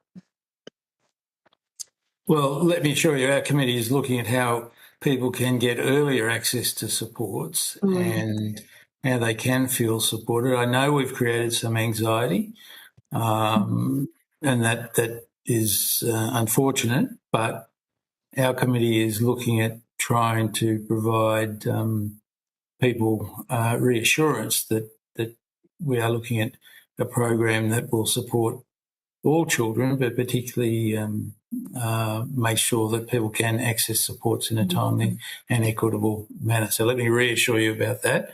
Yeah. I won't ask you any questions at the present time. I'll hand it over to my committee members, but then I'll ask you some questions at the end. So don't feel stressed about appearing before the committee. We're after solutions. We're not after trying to criticise you or reduce supports. So let me reassure you on that point. We want a system that works in an equitable way. Yeah. So I might ask Ms. Stanley would you like to open with questions? Thanks. We're all very nice. We won't ask you any difficult questions. It's all right. what would be your perfect support, noting that anybody diagnosed with autism can be a very wide spectrum, and I can imagine that in the Northern Territory, some of your concerns would lie around your access to proper information for your parents, but also scientifically proven, what is scientifically proven to help children, and particularly those who could still be in mainstream schools but might need a little bit of extra effort around their education, around their support network. What would your ideal situation, like how could we make the system work better? Ooh. Yeah, just a small question. Big, huge questions. So I know you've gone on to education, and when I spoke to the team down there in Canberra or New South Wales, wherever it was, they did mention it was around education and NDIS as well. I look after both. I've actually been in the school system for 10 years in inclusion supporting before I came to Autism NT.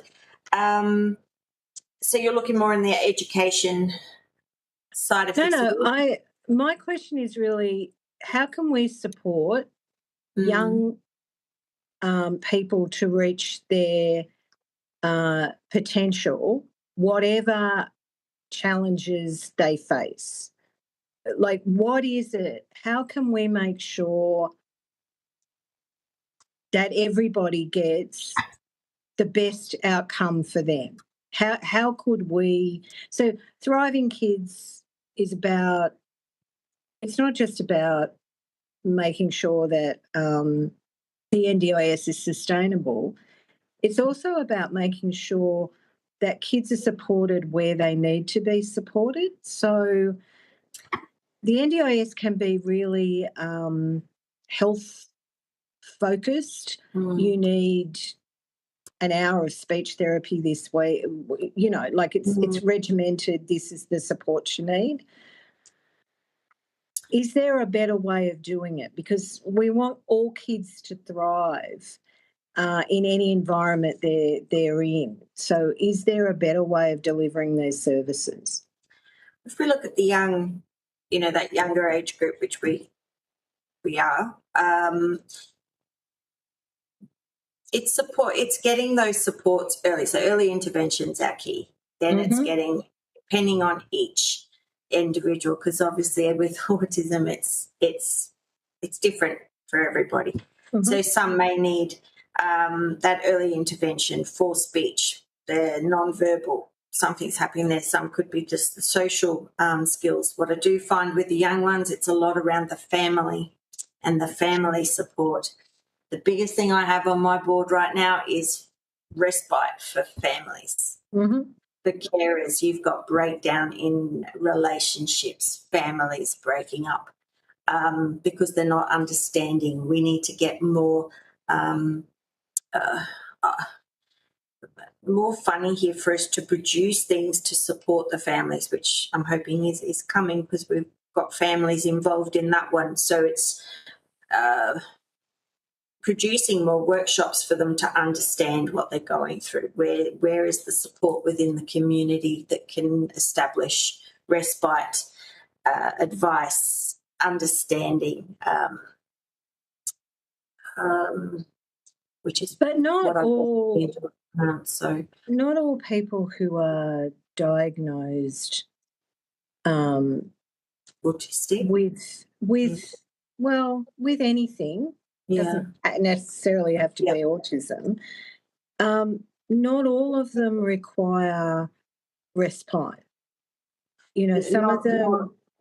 Some of them need gentler sort of supports. Oh, yes. Because we want to make sure that every child gets what they deserve for their level of need. Yes, that's right. So I'm not meaning respite for a child or the family. It's more that support that somebody could come in and help giving those breaks, putting that in. So then you'll have your OTs, your speeches, all of those sorts of things. They also come into it. It's also sensory items, things they may need to support them in every day. So you think education for families an understanding of why or how to help their child succeed in the world would be useful? They need support on how they can help within the home. Sure. Definitely. So it's a full family support when we're talking these young early intervention, which is clear because, and then that's always going to be changing as they grow. That early intervention is understanding their diagnosis. So when they're going to school, they know that what causes meltdowns or have they got sensory?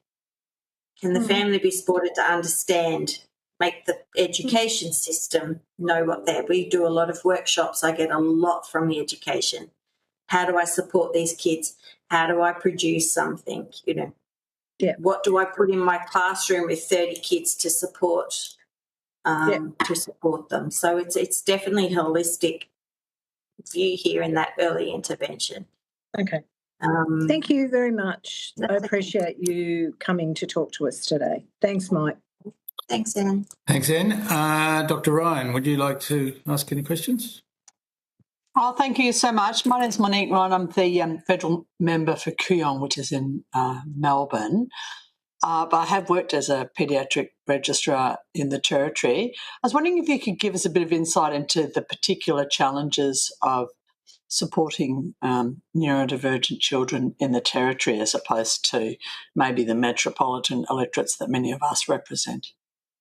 So obviously our remoteness of getting around the Territory and the cost of getting around the Territory. I'm pushing just to even get to Katherine, which is 3 hours drive from here, which is our first local. I don't know. I'm not great with my metropolitan and here and there. I just go, I'm going.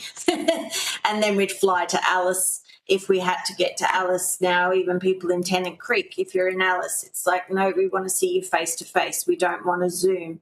I'll use the word, it's clicky. If you go to Alice Springs, it's you have to come. Are you coming? Hang on, every 3 months. Like, don't just come when you can. So if I got funding here and there, they just don't want to see you unless you're going to be committed to going to be there. So I look for people on the ground in Alice or in Katherine, and I try and collaborate with services. That's our biggest, and they're just our towns. Then you've got to get out to community. So you can't just walk into any community and go, hey, we're here. You have to collaborate with other services, people that understand that community. I mean, I have been out to a few, so you get used to it, and that's why a lot of southern states that want to come into the Territory will, say, collaborate with myself. So the remoteness is a huge part, especially trying to get to community, making community understand all our diagnosis. So as Anne said, we're not just talking autistics here, alcohol, fetal syndrome, all of our diagnoses of disability within remote communities. It's just huge. It's a huge place to cover, very vast. I try and back onto OTs and speeches that fly out or actually drive out, say, Borroloola, Numbawar, down Roper, outside Katherine, just to give resources for them to take so that they're delivering them for me. So it's a huge, then I've got to watch if anyone travels, if I was to send any staff of my own, who that is. Can they drive that far? All the safety and the risk that goes with that. So that's definitely our biggest challenge, is actually getting around the Northern Territory. Would it be fair to say that you experienced difficulties with thin markets in terms of allied health personnel for the territory? Oh, yeah, big time. They, a lot of them, and I hate to say it, but a lot of them do go for the remote work. It's more, more cost for them. They'll go and take that one. We've got huge wait lists up here, like everybody else. We do get a lot of fly-ins from other states coming in and trying to support our clients as well. So, remoteness, long wait lists. I've collaborated with CDU now to actually conduct diagnosis through Autism NT come 2026, hopefully to try and take that burden away from paediatricians and other health professionals on the diagnosis part as well. So we're really trying to see how we can support our community in other ways as well. So, thanks. That was actually, if I may, Chair, one last question. I was going to ask you about that. One of the issues, obviously, with Thriving Kids is that we know that any early intervention will work better if we can start it as quickly as possible once it's clear that children are not meeting their milestones or beginning to struggle developmentally. Are there any other particular issues? I'm guessing that there'd be intersectional issues in the territory with some of the Indigenous populations with the issues of distance, but also other social factors that might play into challenges with early diagnosis of developmental 100%. problems. Just trying to get them, the communities understanding them, that are they in, are they not in? They might be out community that come into Darwin or Catherine, Alice Springs. It's getting community members. When can they get in for these supports? As I said, OTs tend to go to remote communities, but probably not often enough. I have had the conversation around diagnosis also. How do we get those assessments completed? So I'm not talking just diagnosis. It could be functional, cognitive assessments that are required to be done. You do one, you might not be back out. Can we do it in one session? It's those things of what's the time frame of getting back to do another assessment. So many different things that we're fighting with. So trying to work it all out and very, as quickly as possible. But I got big dreams trying to get us around everywhere. So at least the community know they could come to us, and we're trying to build that shop here to support the best way we can and build up the rest of organisations are really jumping on the, inclusive.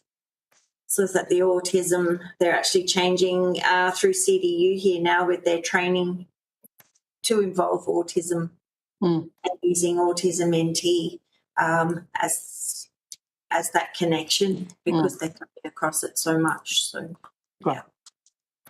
Thank you, Chair. I hope that helps. I hope I'm answering something. You are. You're doing well, really well. Thanks. And what you're telling us is very valuable for us. Thanks. I'm ADHD. It takes time to process. Yeah. Mr. Corwell, would you like to ask any questions?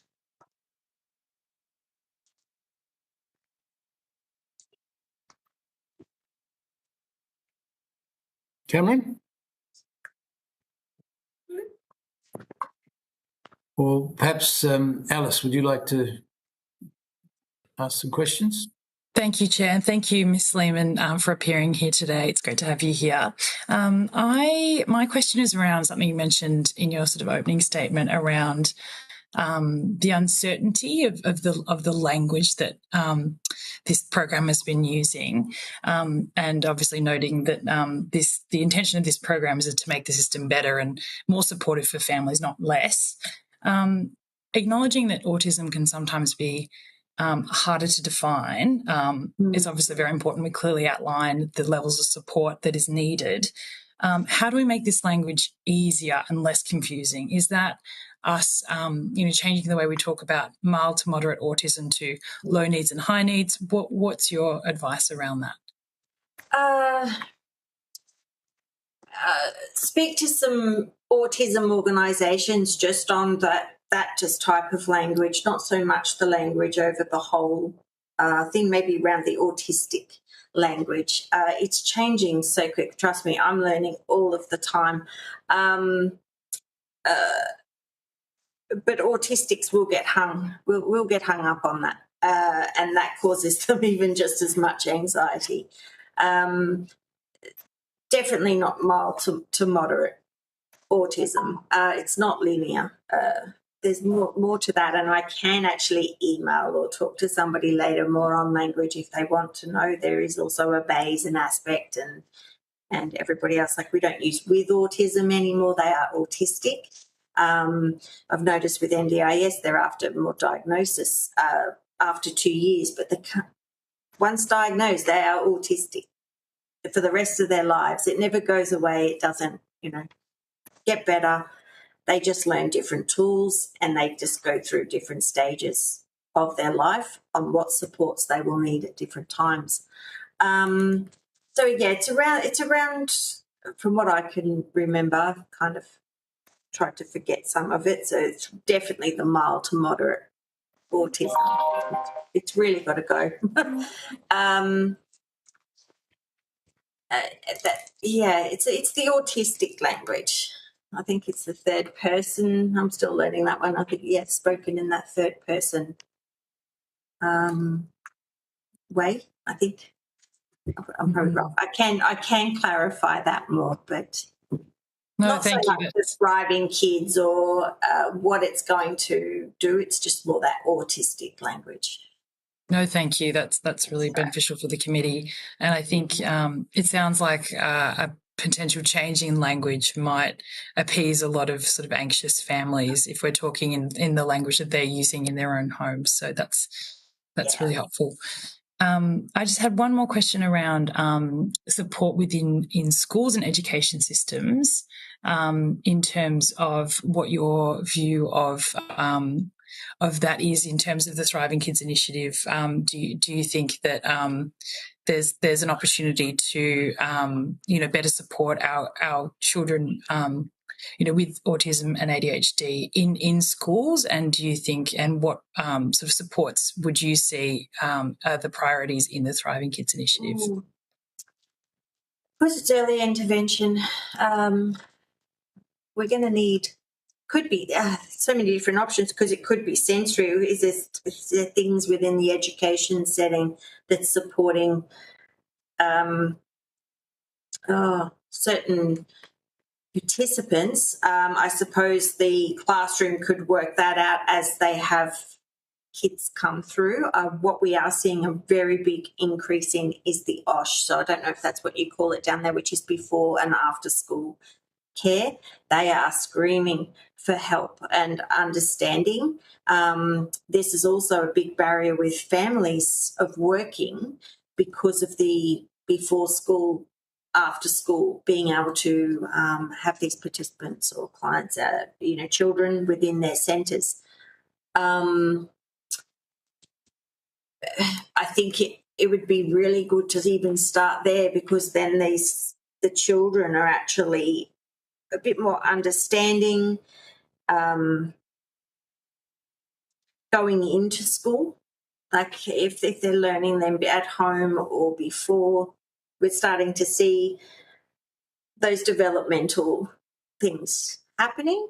And I think sometimes when it's in these OSH centres, but then also within the education setting as they're coming in, what are the changes that need to happen within that classroom or school?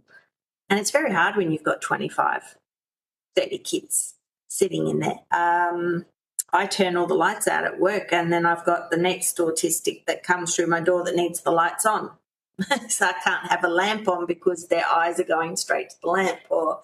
So having lights off may not be the right thing. You might have two people.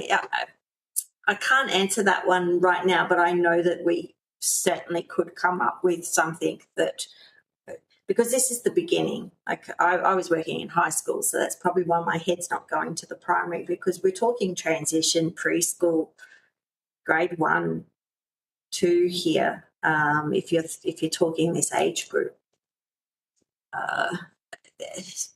the teachers, the schools and the teachers, they're screaming for help of how to support. I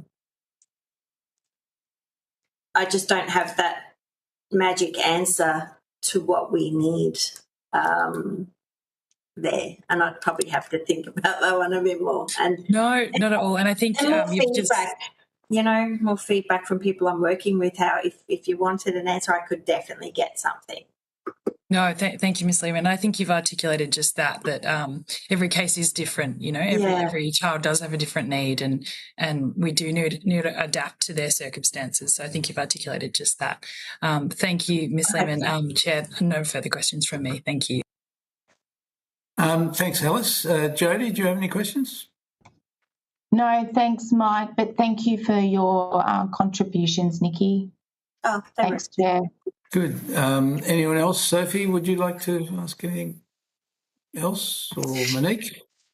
Thank you. I'd love to ask a question. Hi, Nikki. I'm Sophie Scomps. I'm an MP on the Northern Beaches of Sydney, and like Monique, I'm a GP, and I did actually do some work up in Arnhem Land. So I've got a little bit of an insight how difficult it is working with those remote communities, and but how wonderful it is as well. One thing I just wanted to pick up on was that the concern that's coming from your community, who are very worried they'll be left with no supports. What would you, believe me, it's a broad concern, what would you like to see in terms of the transition of, towards foundational supports to what's happening now? I suppose I haven't really... it's difficult, isn't it? I mean, it's all sort of... I too, it's like, what's going to happen here? You're thinking about it all, and the foundational supports. I mean, it doesn't have to be a horrible thing and a horrible word and scary, but it's making sure these young ones are getting those the supports that they require. So OT, speechy, something like that. But then it's not always around that either. Like, it's not always the service providers that they're requiring. It could be just things to purchase, like, NDIS took away all the sensory items, all the things that support them. I'm like, well, if you're going to cover autistics, then they have to have the things that go with autistics, like somebody that with a no leg may have a wheelchair. You're not going to take the wheelchair away. It's like making sure that they've got the things that they require to build those tools. And, it could be a weighted blanket. I know that they're a risk, but if they've got someone that's saying that that's what they need, or can have chew toys, stop them at school chewing on all they're going through, their clothes. They need the sensory items that go, the fidgets, the chew things, all of those things. Nikki, can I just confirm, so those things are no longer funded through the NDIS? Not really, no. They've taken a lot of them. Not long ago? 8 months ago, 12 months ago. Okay. And just one other quick question around potential service gaps, and it does seem like, it's with the remoteness and the rural area, it's harder to get that quite firm diagnosis. Just in terms of criteria to be able to enter the foundational supports program, I heard you sort of mention before functional assessments versus a full-on diagnosis. What would you like to see for people so that young people can get support on this program? Do you think it's a definitive diagnosis that they need early, or should it be around their functional needs? I think functional needs. I know I jumped into that one real quick, but we still need these diagnoses early. I've seen that from adults that are coming through of getting late diagnosis. It answers those questions earlier on. It stops them thinking, oh, what's wrong with me? I can't, why can't I do this? If they know, or the family know, that they are autistic or ADHD or another intellectual disability, they kind of know what they're working with as well. Functional, definitely, or cognitive, because that's showing that support. As you said, each one is different. So we need to determine what sort of supports. Like, they could come in and we know that mum's suffering or the family's suffering, and I'm going to say suffering because they do have a hard time sometimes. And we're trying to come up with something just to make a daily life easier for them. That's why I say, like, respite for the family. It's a non-stop. Carers will stay home and not go out. They just don't want anyone else to look, have a babysitter so they can go out or something like that. That functional of just knowing what tools do we need, what are we working on. It's like when you're, if you're sick, and I'll go there with, just got my mum in hospital at the moment, and I'm like, she needs something to focus on what she's fixing. When you don't know what's going on, you can't concentrate on something of those needs. Can I just ask one other quick question? It's around the items that might assist in. Do you think they should be funded through foundational supports as well? If we're providing foundational supports, should that equipment that people on the spectrum or other need, do you think that should be funded as well? I think it would be great. I understand that money doesn't just go around, as we know, when we're all fighting for funding, but supported somehow. People just can't afford to go out and buy all of this that's needed. It's a need. It's not a want. It is actually a need. Some of these things are a need. It could be a tool for at school, a wobble stool. Now, they're not cheap. It's not like going to Kmart and buying a $20 seat. Everyone seems to be, cashing in and putting it all there, and it's a $300 stool going to school, to sit on at school. Whether the education, it could be something within schools where you've got some of this equipment that could be used. I don't know. Thank you. Yes, they do need. I think families need support to purchase those needs. Thank you. No further questions, Chair. Thanks, Sophie. I've just got a couple of questions. Now, you mentioned before that the therapists like doing remote. What did you mean by that? When they go remote out here, and I don't mean to throw them under the bus, the therapists, they go remote to community. It's more cost effective, I could say, for them. They like to go there. They get more money out of going to remote than they will sitting in say, like major centres, like under NDIS. So we do find a lot of young OTs or speechies coming up, and they like the adventure as well. So they're all going out, driving out, flying out. It is also a need, so they're going. So we just find a lot of them stop their practices and they just go remote and drive around. So right, okay. We talk a lot about how do we deal with the rural and remote services. We talk about online services. Is that a practical answer? Doing more online services? Yeah. I mean, we talk about it, but it's hard to convince me. works sometimes, sometimes doesn't. Again, different individuals actually, some of our clients like online because it takes away the anxiety of that social interaction as well. We don't get. I'm also aware of the huge distances in the Northern Territory that people have to travel. I find we don't get the best results doing it online as well.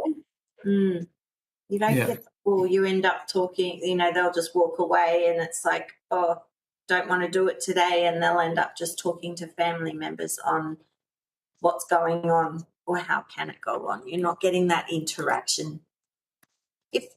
If the participant's a really good gamer and they like it, they might sit on the iPad for long enough, but they're not getting that face-to-face interaction. Okay. And in the Northern Territory specifically, what sort of family supports are they looking for that would help them the most? Have you got any ideas of how we could... I write respite. Now, I mean respite not as in going and going to a hotel for a couple of days. I'm just talking about just that break of we utilise carers NT. We put families onto them. They can give a little bit. They may be packing to move interstate, and that's where they come in, where they can help just pack up the house. Some of our participants, the family members just aren't able, their capacity even to just think about doing other things is just so extreme. So the family support, I just think respite all of the time, and I mean that flippantly of what that might look like, whether it's a little bit, a lot. Understanding, but they can understand. They do their research, but they're looking for an answer. They're looking for something, and I'm still trying to work out what that might be. And sometimes it's a break. I mean, I'm a mother. I mean, I needed a break. It's it's that general thing of just needing that space. Yeah. Okay. And is this for kids with? I know that you mentioned the language that we use is difficult, but there is a group that are in the severe range that are much more difficult to deal with. I'm speaking as a paediatrician. Is that the group you're talking about that needs respite, or even level? Because of the DSM-5, we're still talking level 1, 2, and 3 here. So that's just the level of supports. So our 3s, yes, non-verbal, violent, no communication skills.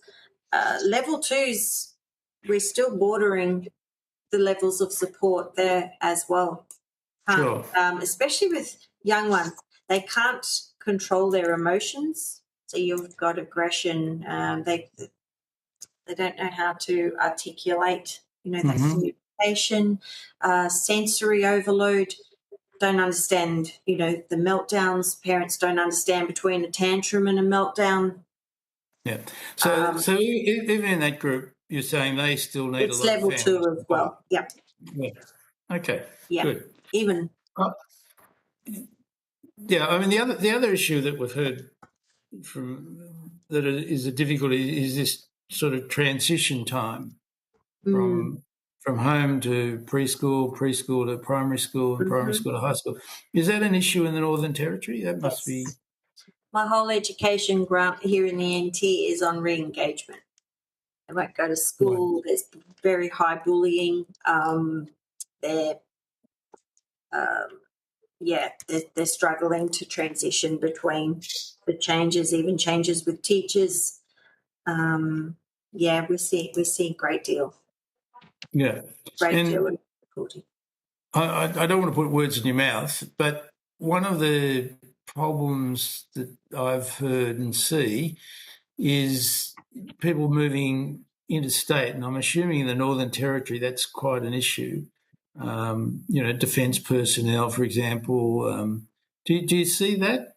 Yes, we do. I help Defence have a little bit of contact. I try to collaborate with Defence. I go down to Tyndall to help families that are coming through with that especially moving around a lot. I've spoken to a doctor actually with Defence. Sorry to go on to Defence, but they were trying. Participants were waiting for diagnosis, and while it takes so long to get a diagnosis or any assessments or reports, they're moving on. So what they're trying to look at is how we can speed up the process and have that done prior to them moving on again. Yeah. So, yes, and especially moving, we try and talk. I've collaborated and spoken to most of counterparts around Australia with autism. And if they move, we try and transition that as best we can for the client. If they come through us, of course, I have to get the community to say that we're here to do it. Good. Which takes funding. Yes, it does. Yeah, and it also takes national programs so people can more seamlessly. That's one of the things we're looking at. Yeah. Good. All right. Well, I don't have any further questions. Any other members like to ask any questions?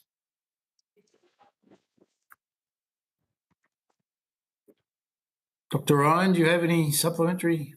Just one, if I might, Chair. I'm not sure if this is something that you can answer or not, Nikki, but do you think that would you anticipate any differences with if the Thriving Kids program, the responsibility for it particularly falls on the states and territories, with the territory government taking that on as opposed to the states, or is that a sort of a...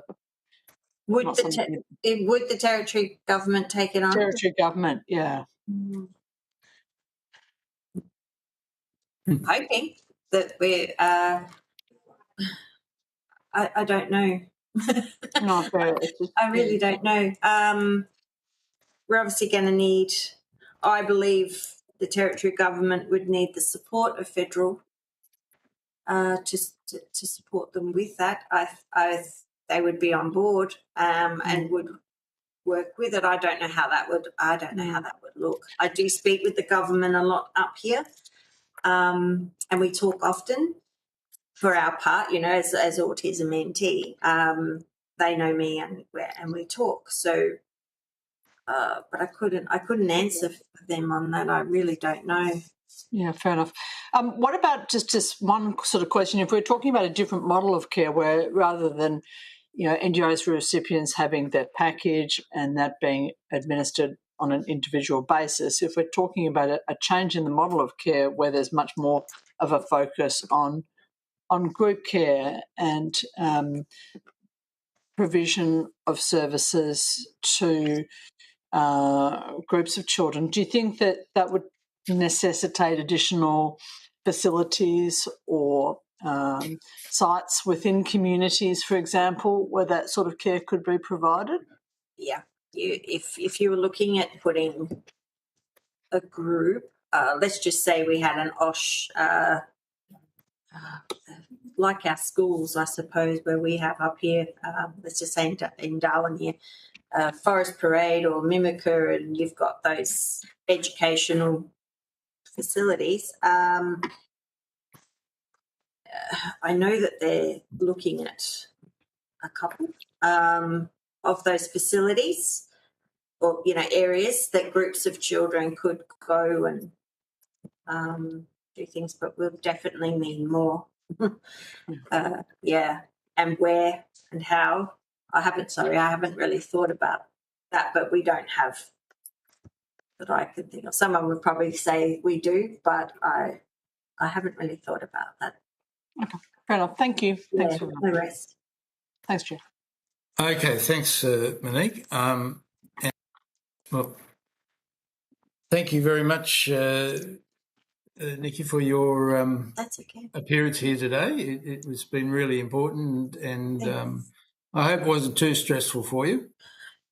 No, I'm just surprised I could come up with answers so quickly. Good. No, you're very good. If you've been asked to provide any additional information, would you please forward to the Secretary by the 10th of October? You'll be sent a copy of the transcript of your evidence and will have an opportunity to request corrections to any transcription errors. I now suspend this meeting until 1 o'clock, and I thank you all for your attendance. So thank you very much. Thank you for having me.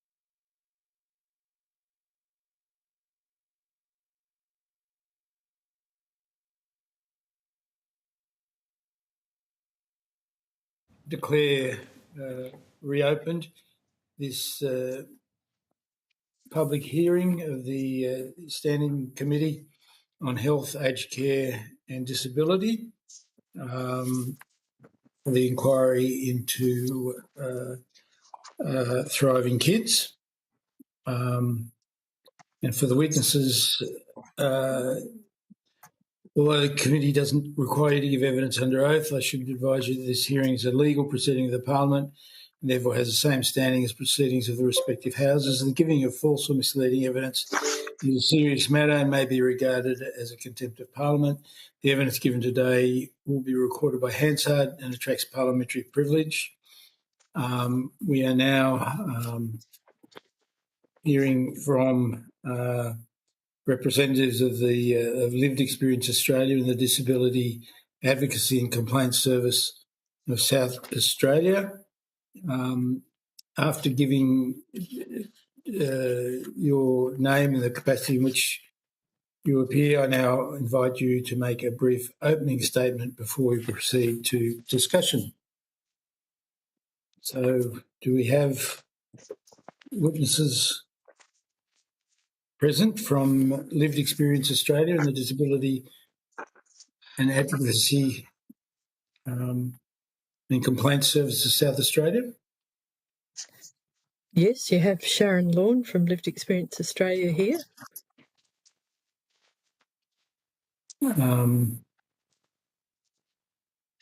Do we have anyone from Disability and Advocacy South Australia? Chair. That's a no, I guess. All right, I'd now like to invite Ms. Sharon Lawn from Lived Experience Australia to give evidence to us. Ms. Lawn. Thank you, Mike, and everyone else on the call for the opportunity to speak to you today. I've prepared a brief statement. So my name is Sharon Lawn and I'm the Executive Director of Lived Experience Australia. We're a national 100% lived experience advocacy organisation representing people across the lifespan who experience mental health and psychosocial disability challenges, and also their families, carers and chosen supporters.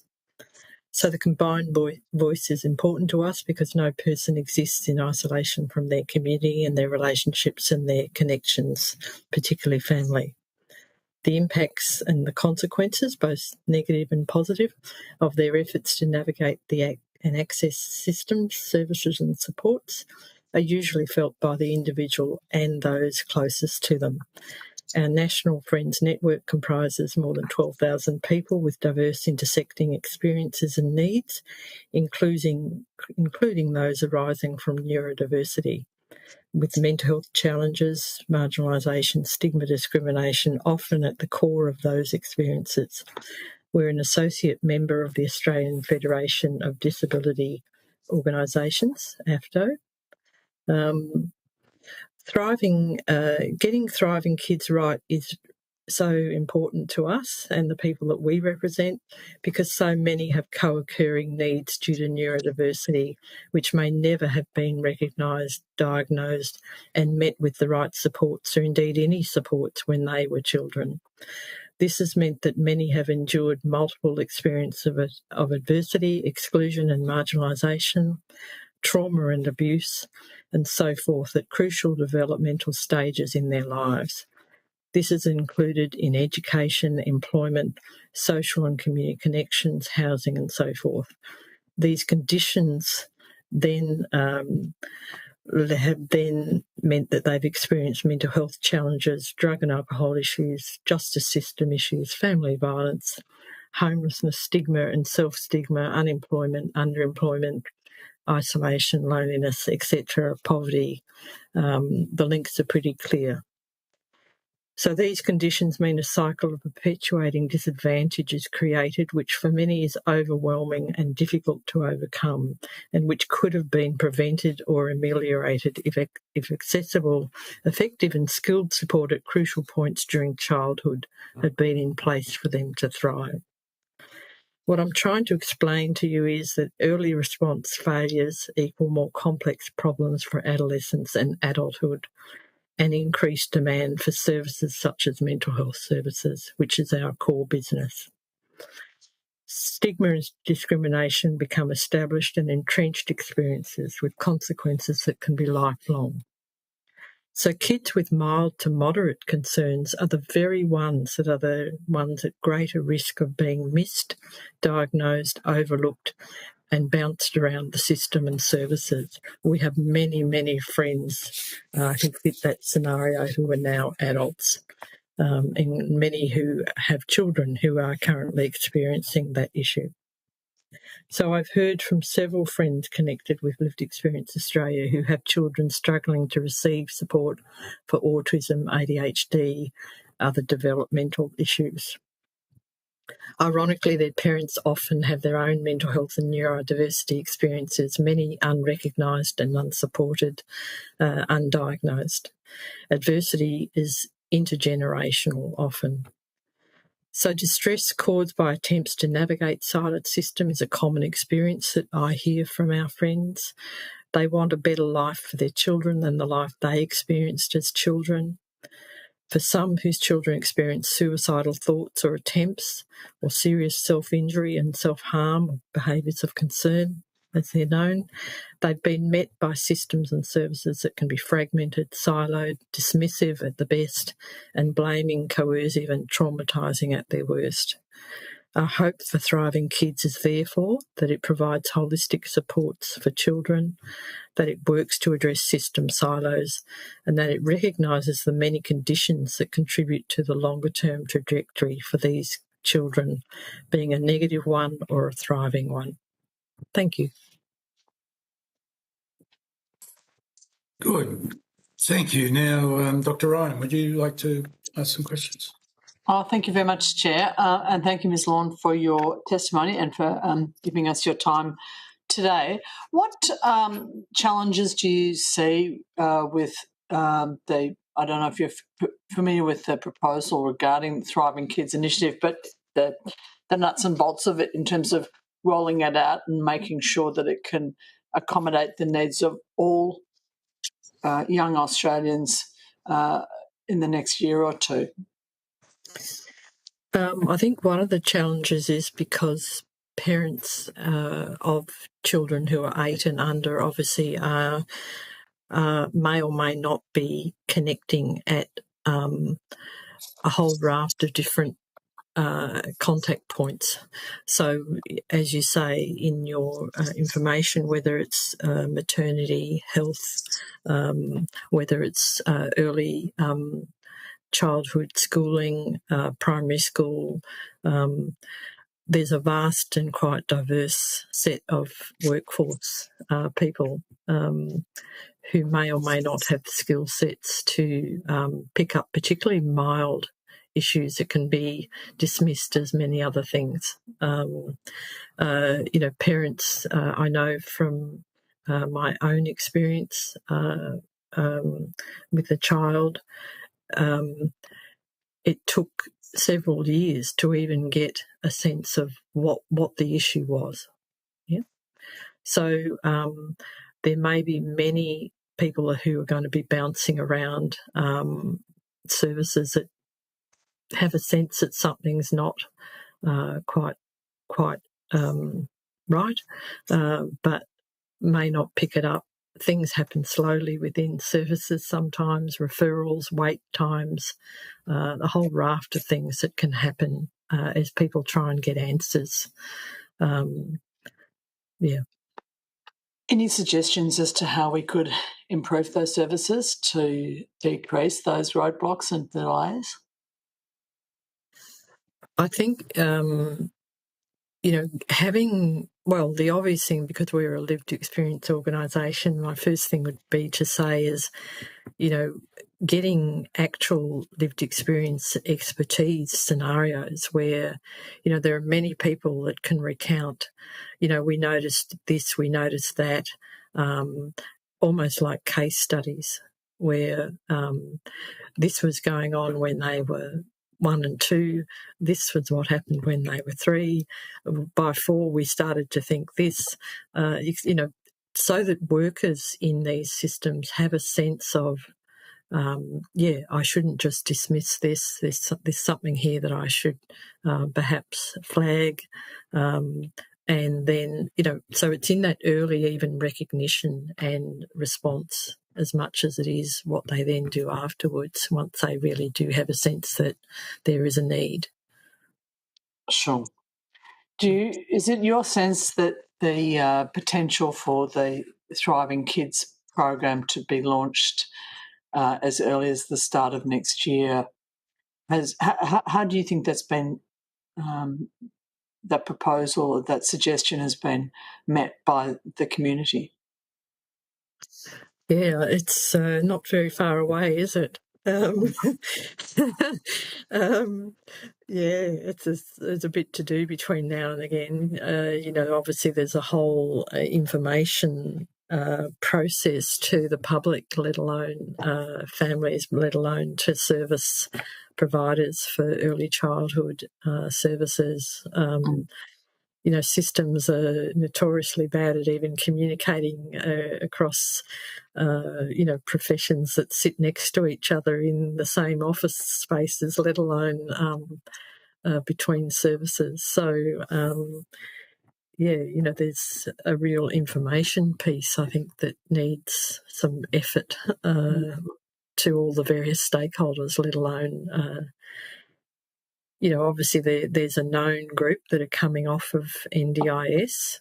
So, in theory, there's a cohort that are there ready for this program to start to happen. That, hopefully will have some service, that will be getting up and running quickly. But, there's obviously more children coming through that would have previously probably tried to apply for NDIS that no longer will. It'll have this new system. So that's a whole communication campaign, isn't it? Mm-hmm. Yeah. Thank you. Thanks, Chair. Good. Alice, any questions? Thank you, Chair, and thanks, Ms. Lawn, for appearing for our committee today. I've got 2 quick questions. You mentioned the sort of cycle of disadvantage and, if not ameliorated at, crucial points during childhood, having a sort of lasting impact. We heard from a number of other organisations around the need for sort of constant evaluations of a program like this, sort of ensuring those check-in points at a young age to ensure those failures don't happen. From your point of view, do you share this view, and do you have any other advice on the committee on how we can, ensure that those early response failures don't happen? Yeah, as far as the evaluation process, absolutely, I would, support, because you're not, you're not looking just at the actual conditions themselves. They, as I was saying, they potentially have many consequences depending on what the response is like. So hopefully the evaluation will be measuring, short-term and long-term for children's trajectory, because it's often not until, once they're in primary school, secondary school, what happens to people with this support. So that, really important to measure, I think. Thank you. And I do have another question for you. Yeah. Oh, sorry. Yeah, right. No, you sorry. go. Yeah, please provide any other additional remarks you had on that. Sorry to cut you off. Oh, it's obviously a challenge to measure things longitudinally, but, certainly working with families and children about what matters about being measured is also important, obviously.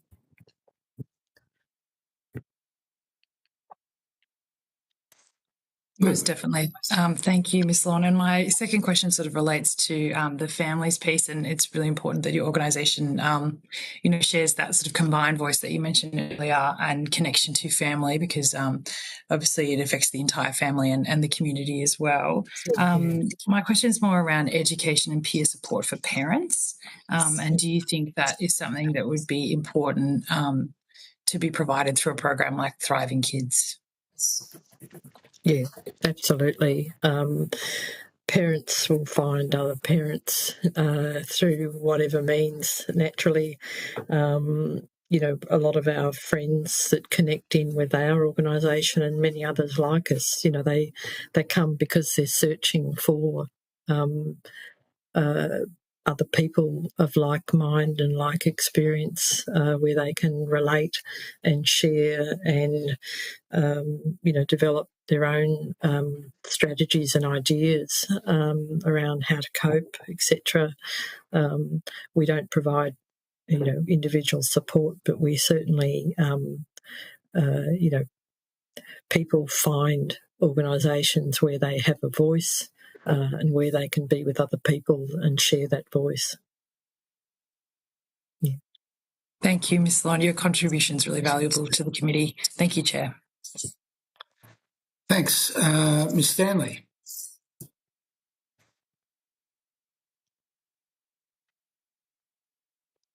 Maybe she's not back yet. I've got, Ms. Lorne, a few questions. Where do you think we fail in identifying kids with neurodevelopmental needs?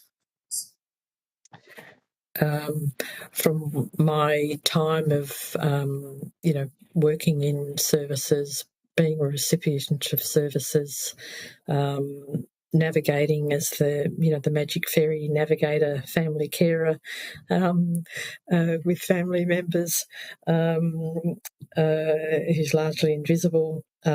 Basic stereotyping is a problem in a lot of service systems, whether they're mental health service systems or whatever they are. Mm-hmm. So,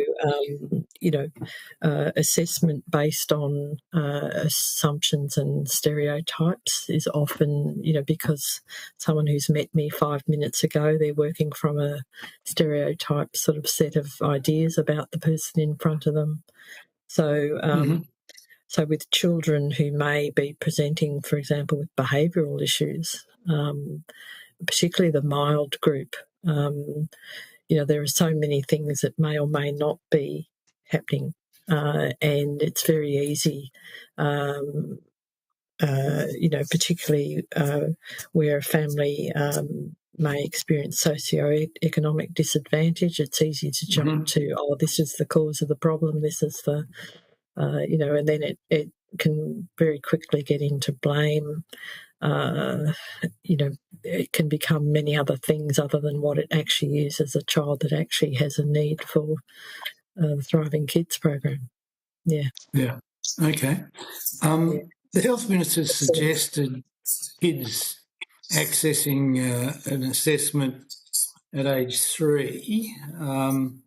Do you think that's too late, or should we be looking at younger kids and their growth and development at 2, or should we be leaving it later till 4? What's your view? Yeah. I don't have particular expertise there other than to know, as a parent myself and knowing many other parents, well and truly by 3, people have a sense of the child in relation to others, their social development, their motor development, well and truly by 2, I would have thought. But, I'm not an expert in early childhood development in the professional sense. Yeah, but you're saying...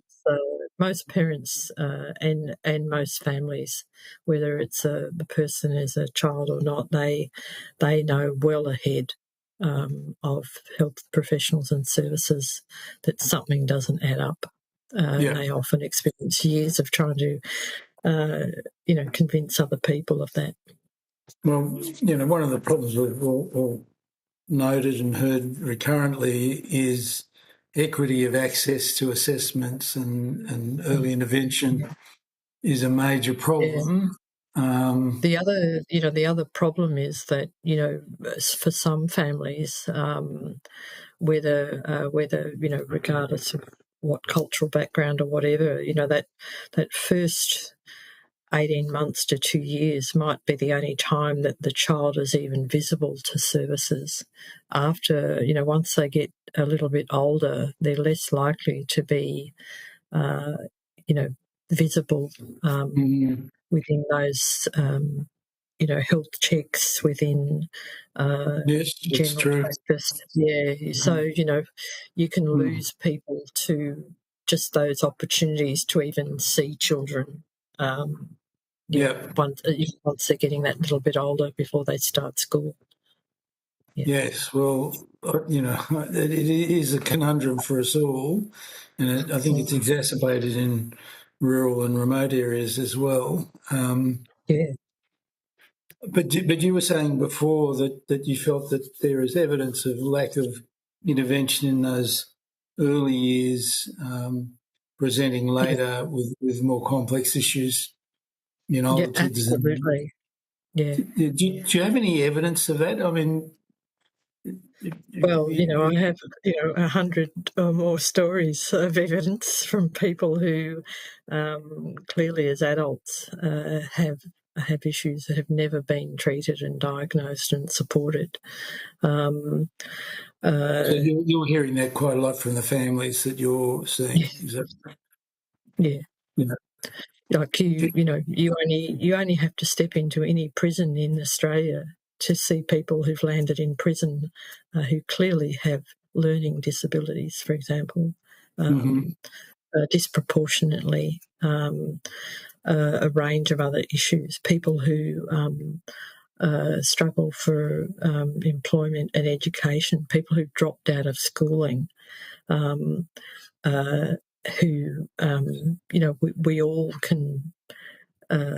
We all have those examples of people we've known when we've gone through our own schooling that are going all through high school and by year 11 realising that the person can't read.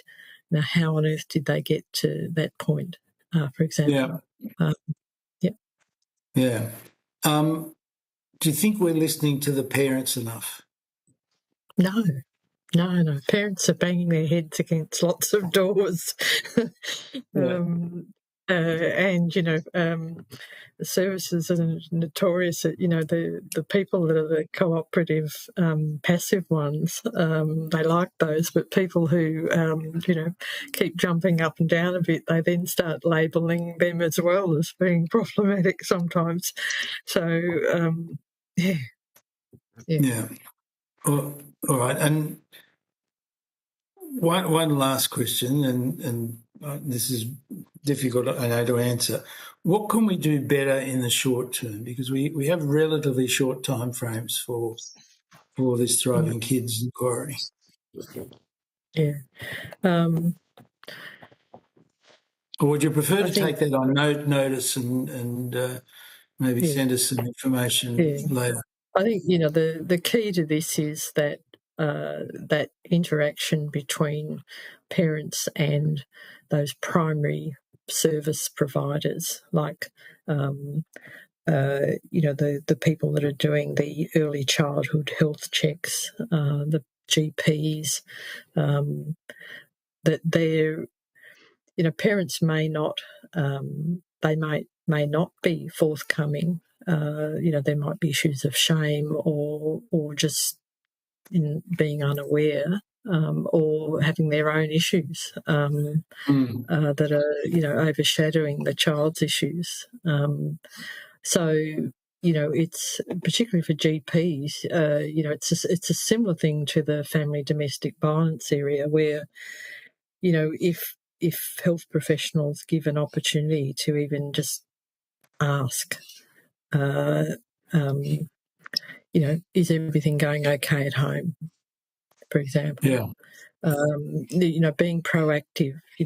How's so and so going? Is he playing okay? Is he this? Is he at least point. it then opens up the conversation. Yeah, good. Thank you. Well, I do. Look, lots of them I'd like to ask you, but I'm aware that we have Ms. Jenny Karavolis appearing as co-chair of the Australian Autism Alliance and the CEO of the Disability Advocacy and Complaints Service of South Australia. So welcome, Ms. Karavolis. I wonder if you would mind introducing yourself, giving us your full name and the capacity in which you appear, and perhaps make a short opening statement before we proceed to questioning. So welcome. Thank you. It's such an honour and privilege to be here. In order to save time and get the most time for questions, I'll combine the two, if that helps, and introduce each role. But I'd like to begin by acknowledging the Kaurna people as the traditional custodians of the lands I'm joining from today, and pay my respects to elders past and present. And I recognise the enduring connection that First Nations people have to land, waters, culture and community. And this land was, is and always will be Aboriginal land.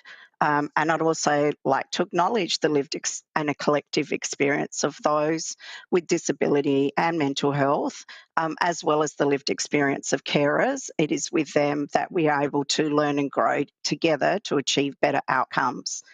So today I actually present before you, and I'll combine one as the Disability Advocacy and Complaint Services of South Australia. My name's Jenny Karavolis. I'm the CEO, and I've held this position for now 2 years and 9 months. I also am the independent co-chair for the Australian Autism Alliance.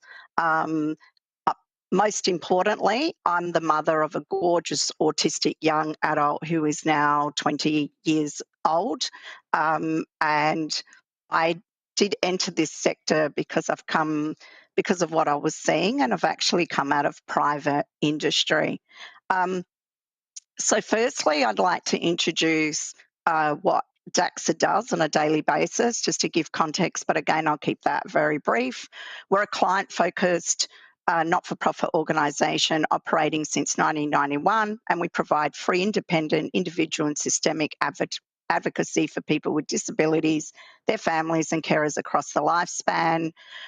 We hold the National Disability Advocacy Program, the NDIS Appeals Program, and we're part of the Disability Royal Commission Program. DAXA services extend anywhere in South Australia of any age, with any disability, of any linguistic and cultural background, and no matter their legal or mental capacity.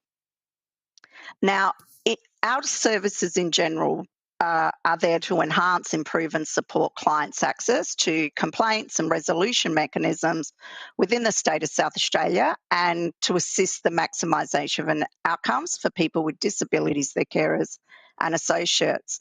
And it's in delivering those services, we've grown a highly significant knowledge base of the magnitude of issues that people with disability have in having their rights violated, the challenges and barriers faced every day regarding interfacing with various government systems, the NDIS, the community, and also the gaps that exist. Often for people living with disability, advocacy is about addressing power imbalances and being supported to participate in actually having a voice to remedy injustice. And independent advocacy has consistently been the early warning system, a safe pair of hands guiding families through complex systems. In terms of the Australian Autism Alliance, we're a funded disability representative organisation. We're a national peak for autism, advocating for a strong voice for autism to ensure people get heard. The Alliance was established in 2016, and it aims to improve the life outcomes of autistic people and facilitate collaboration within the autism community. It operates as a cohesive network of 12 organisations with a diverse focus on autism, That's national reach. That includes being led by autistic people, advocacy groups, peak bodies, service providers and researchers. And we reach over 500,000 people through our communication channels and provide support to people with autism across the lifespan. What I wanted to share with you today is quickly the voices of our community is very clear. The families and autistic individuals tell us they're exhausted from navigating fragmented systems. If I look at it from the lens of DAXA, many just can't afford the basics, saving up weeks just to see a GP or fill a script. And this is from existing mainstream services. When they finally reach a door, often it is the wrong door or the right door that people behind it simply do not understand about disability. So services exist in theory, but in practice, families face long wait lists, unaffordable gap fees, and supports that are not trauma-informed or inclusive. Now, parents describe the daily reality of juggling paperwork, repeating their story, and waiting on multiple disability support applications, for instance, because rush medical appointments can't capture complex needs or are simply incorrectly completed. Now, the education setting provides the clearest case of what people face. South Australia has one of the most forward-thinking governments in the country. We have a Premier and ministers who have strongly backed autism inclusion, established an office for autism, and invested in autism inclusion teachers, and we have the Minister for Autism. Yet at the grassroots, families report a different reality. Teachers and schools still too often interpret behaviours of distress as naughty or defiant, reinforcing stigma and exclusion. In the past year alone, advocacy servers have seen a threefold increase at our organisation in requests for support due to vilification and discrimination in schools. With a statistic of autistic children being expelled permanently from preschool 10 times more often than their peers, it says a lot. So often behaviours of concern in education settings are reported still as being seen as defiance rather than disability. And these stories aren't isolated. So here's the paradox. We've got progressive policy at the top, but discrimination at the classroom level. And it shows us what's at stake. Initiatives and goodwill alone will not deliver inclusion. We need accountability, enforceability of rights, and advocacy embedded at every level of government because the risks are stark.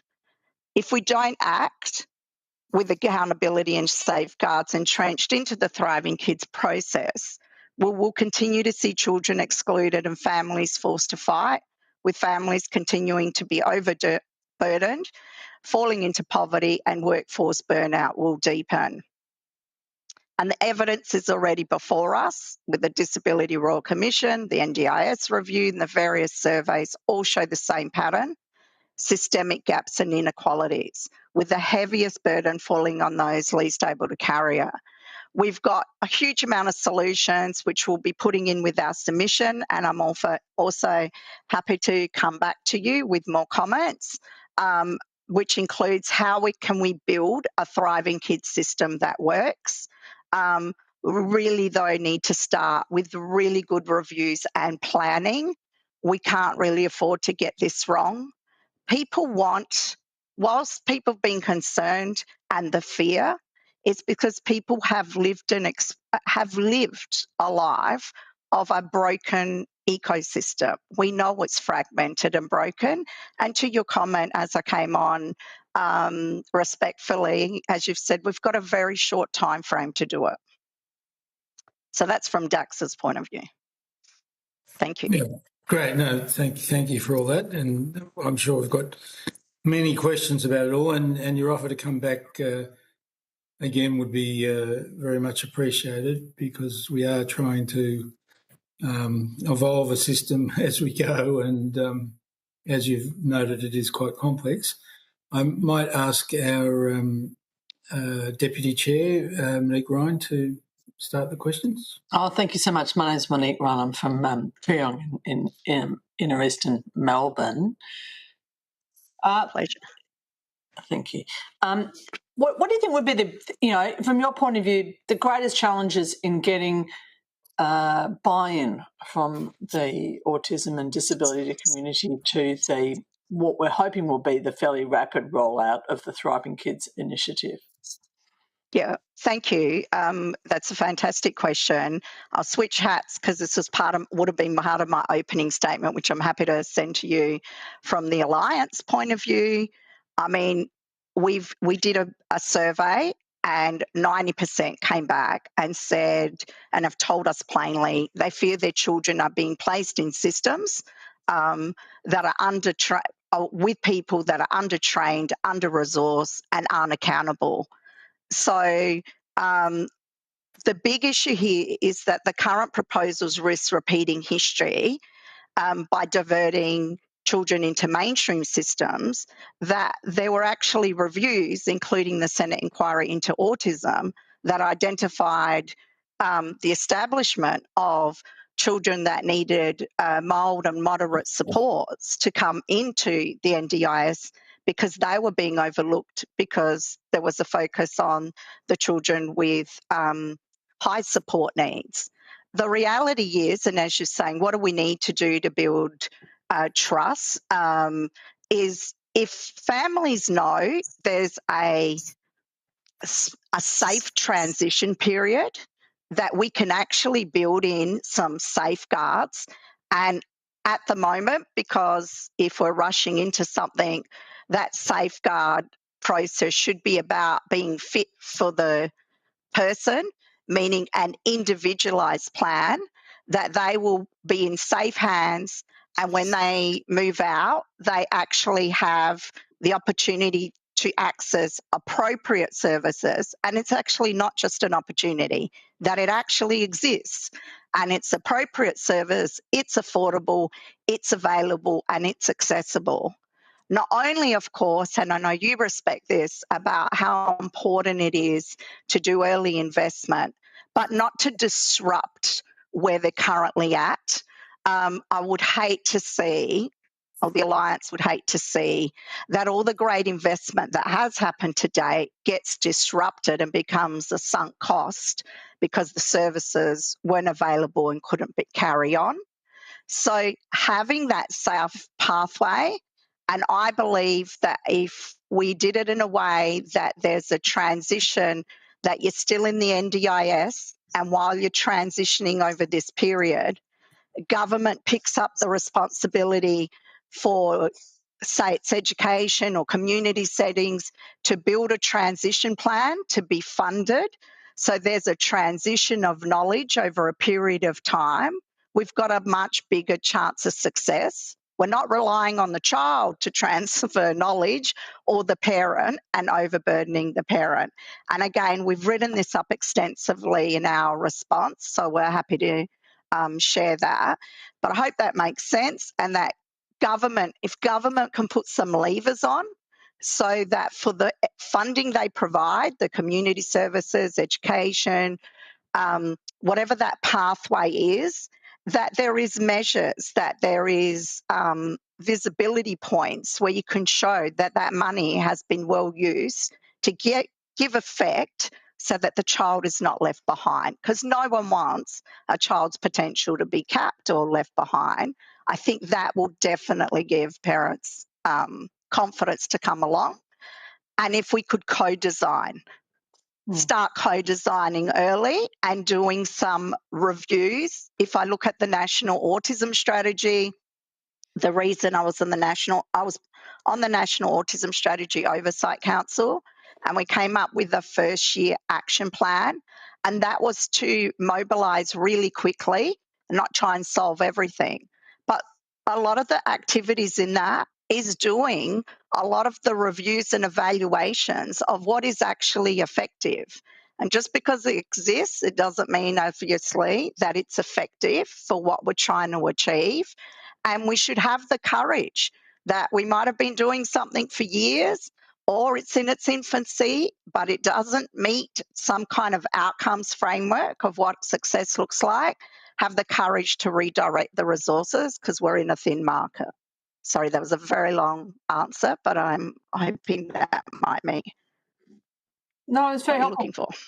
So when you say a transition, do you mean, I'm really interested by this idea, so do you mean like a transition plan for each individual, or do you mean a transition authority set up at a state-based level to see through that handover from the federal to the state governments to run those services?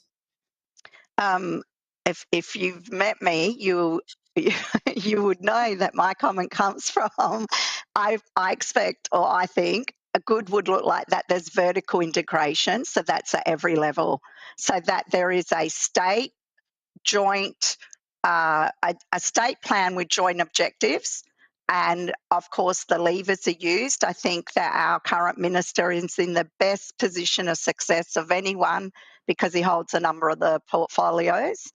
At the school level, there's a commitment to make sure that, for instance, that of course the culture's right, but that the teacher can be released, can be available to enact any additional funding that's provided to build not only from a school level and a classroom level, but down to an individual level to make sure that we've got success. Now, that might sound very labour intensive or onerous, but given we're talking about children with disability, they already have individualised education plans.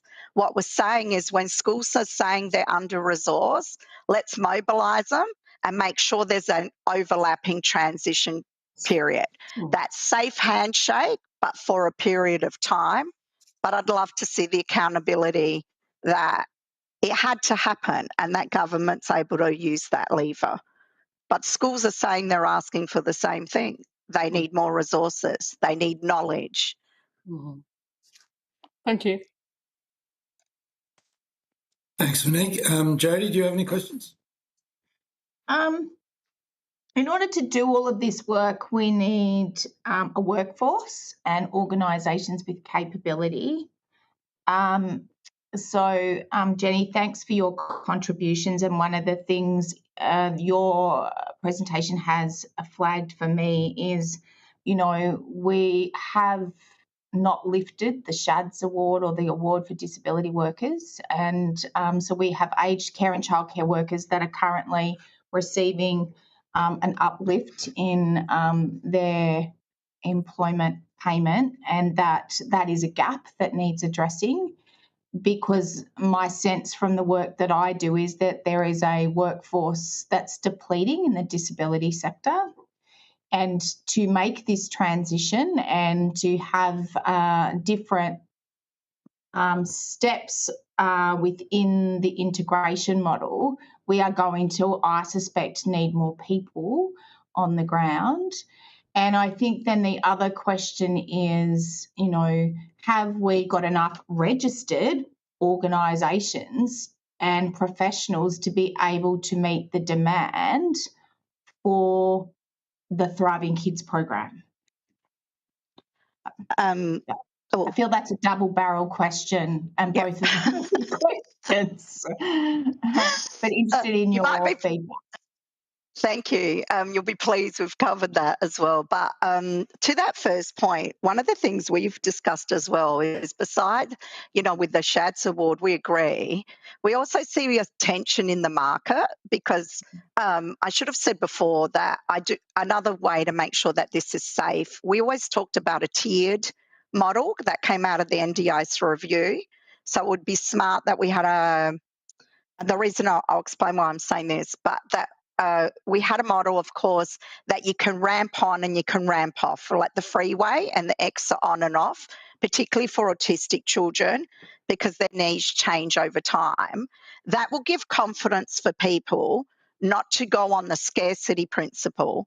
At the moment, I mean, NDIA has created some of this, I'm sorry to say, in that they encourage people, you need to spend your money or you're going to lose it, you're going to lose it. If you know you're going to a safe place, then, and that you can move back and forth, we think behaviour will change because you know you're in safe hands.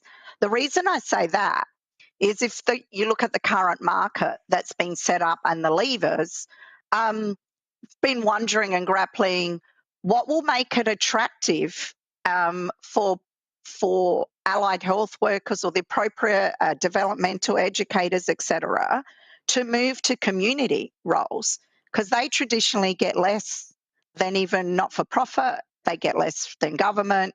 So we need to make sure that this is attractive and you've got that retention and want to be in those markets to be able to meet the demand. And again, this is why I think that there needs to be a huge national workforce capacity audit and then develop a national workforce development strategy. We can do, we can work together and do that in quick order. But if we don't do it, we don't know what we're working with. I'm aware we talk about diagnosis and assessments and being able to do early flags and detection, but we could mobilise the breadth and depth of expertise of areas like nurses to be able to do that. But again, it all comes back to knowledge and understanding. And the big thing that came out in every review, particularly the Senate inquiry in autism, but it's come out in every one since, is that out of the 81 recommendations in the Senate inquiry, the biggest issue was that people simply didn't understand autism. And we know that happens. People simply don't understand disability. So again, we're asking a workforce to take on what they don't have the expertise. I'm not saying there's not great people out there. So one of the other things would be great to introduce would be a tiered national competency framework so that every touch point is built up to get that expertise. It will take us a while to get, of course, the throughput through universities, etc., but we need to start somewhere now and ensuring again that until you can't get a support unless the person actually has the skills that they need. A lot of people say, unfortunately, and again, I believe you would agree with me, there's great practitioners out there and there's still a lot of people who will say, doctors and paediatricians, and we were one of those. The paediatrician said to me, I don't know anything about autism, and he thought I was just an anxious mum. And when it came out, it just said, I don't know. But they've got the right to do a diagnosis. So there's a lot of uplifting everyone to get this right.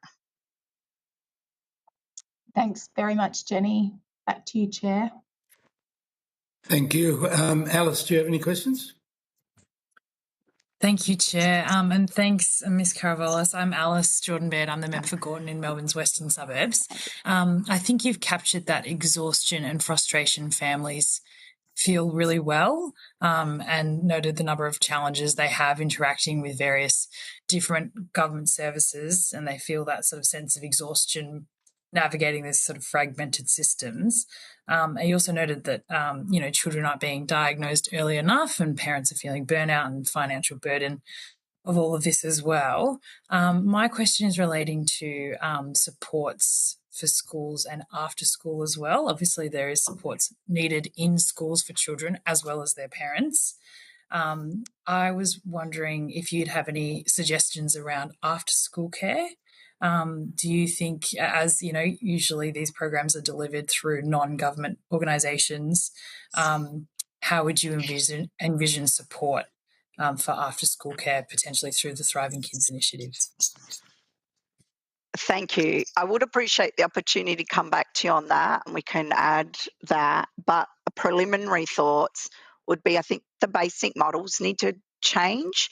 And again, this might be really different thinking, but I've come from a different sector where, we usually have like block funding, or we have that you apply for a grant and it doesn't extend past particular periods, or it needs to be funded by individuals and hopefully you get enough that you can run what it is that you need to run. I think if we change some of the modelling so that it might be a cost plus modelling so that the basic infrastructure is covered, that there is an agreed profit margin to it, some risk reward models, that continuity of funding is done, but also that it's not an exploitative type model. And this happens in other industries. I just think it's time we looked at some of that.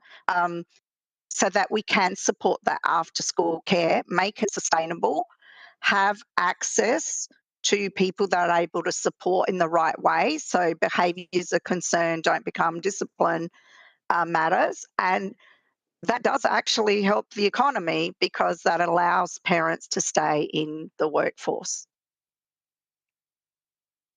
But I'd love to be able to, can I have the opportunity to revert back? Of course, thank you, and thank you for your answer as well.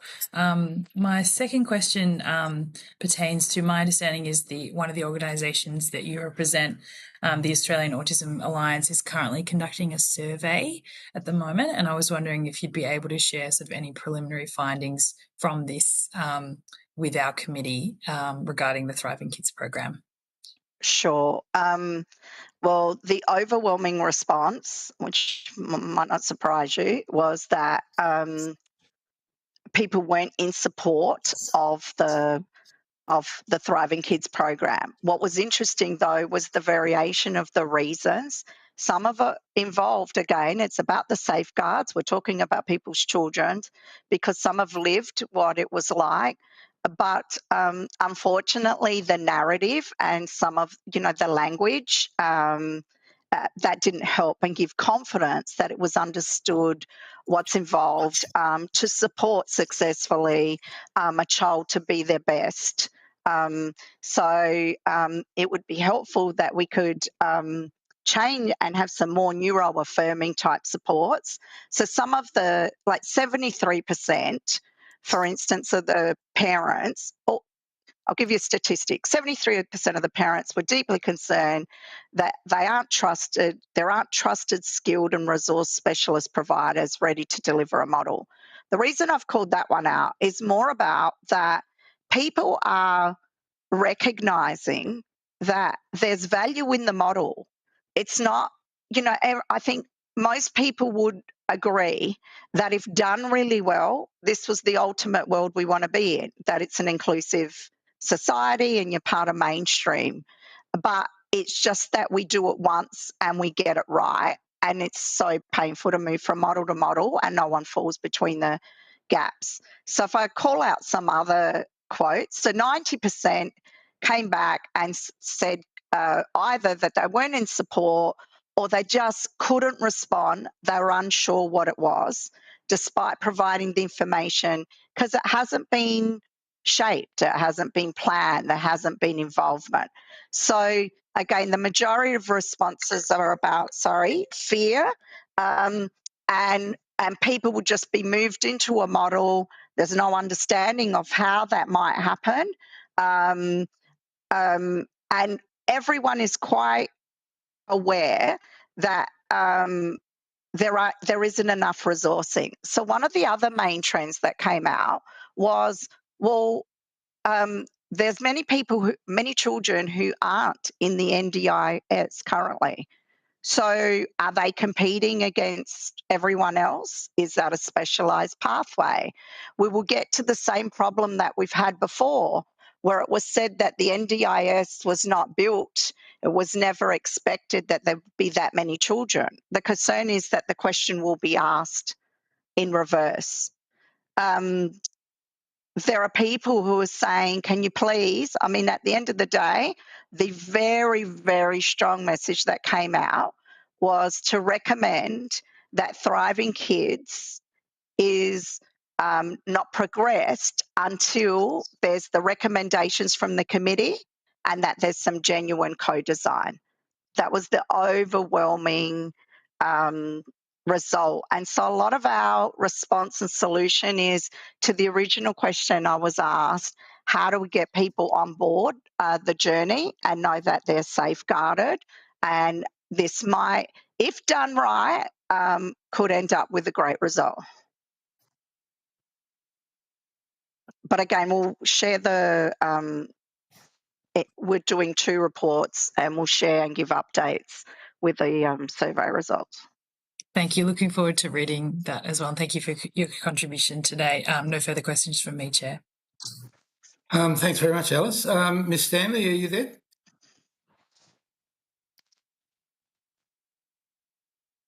Maybe not. So, look, I'll just proceed to a few questions. And you're right, we have created a lot of anxiety, and we have also, we don't actually have a scheme design at the present time. So it's not surprising that people are very anxious about what's going to happen. But I just want to take you back to a bit of more granular look at equity of access and when we should be looking at assessing kids and when we should be getting them to access early intervention, because, as I think you've already pointed out, we know that that works. And speaking as a paediatrician, I would think around 2 is when we should be looking at how we can support kids and families who have had neurodevelopment, or really all kids. So what's your view on when we should be proactively assessing kids? Absolutely. I agree with you wholeheartedly. Mine actually we started on the journey at 15 months from a personal perspective. By the 18 months, we had done all the other tests to rule out auditory, etc. And at 2 was a good period to be able to work out what were, I suppose, signs or characteristics. So I think if we make it part of a process so that you're able to access versus, I think where you're coming from, and I love that the guidelines came out, I think yesterday or the day before, about what good looks like, what best practice looks like, that you're able at every touch point that you're able to bring up those signs and be able to access a pathway instead of being told it's okay, they might grow out of it. Because often with autism, it takes until you're in a structured environment, usually preschool settings and often primary, there's a lot of masking that goes on. But people say if you had known, if people had flagged things to you, you would have known to get onto that path. So I do think that as soon as someone's aware and ready, that it's accessible, and that 2 is not too young, if that's how the question's being framed to me. Yeah. And we have looked around the country previously at how people do get assessments, neurodevelopmental assessments. South Australia, I think, is not good. There are still long delays in, for example, accessing child development units. Any ideas about how we can change that around? Again, I think it's about mobilising the resources I'm starting to feel like I've been around for a long time. That I recall I used to be the CEO of Autism SA. We used to provide and be funded to provide access to early day workshops, information lines, diagnoses. So you had a safe pair of hands. There would be more navigators in terms of advocacy to be able to point you in the direction. Everything is under strain. So I think if we could, again, the point of the planning in that is to map where is the source that will have the most impact, the 80-20 rule, and focus on that and resource that. Because as you know, it's everywhere. I mean, and South Australia is significantly behind, but the funding changed.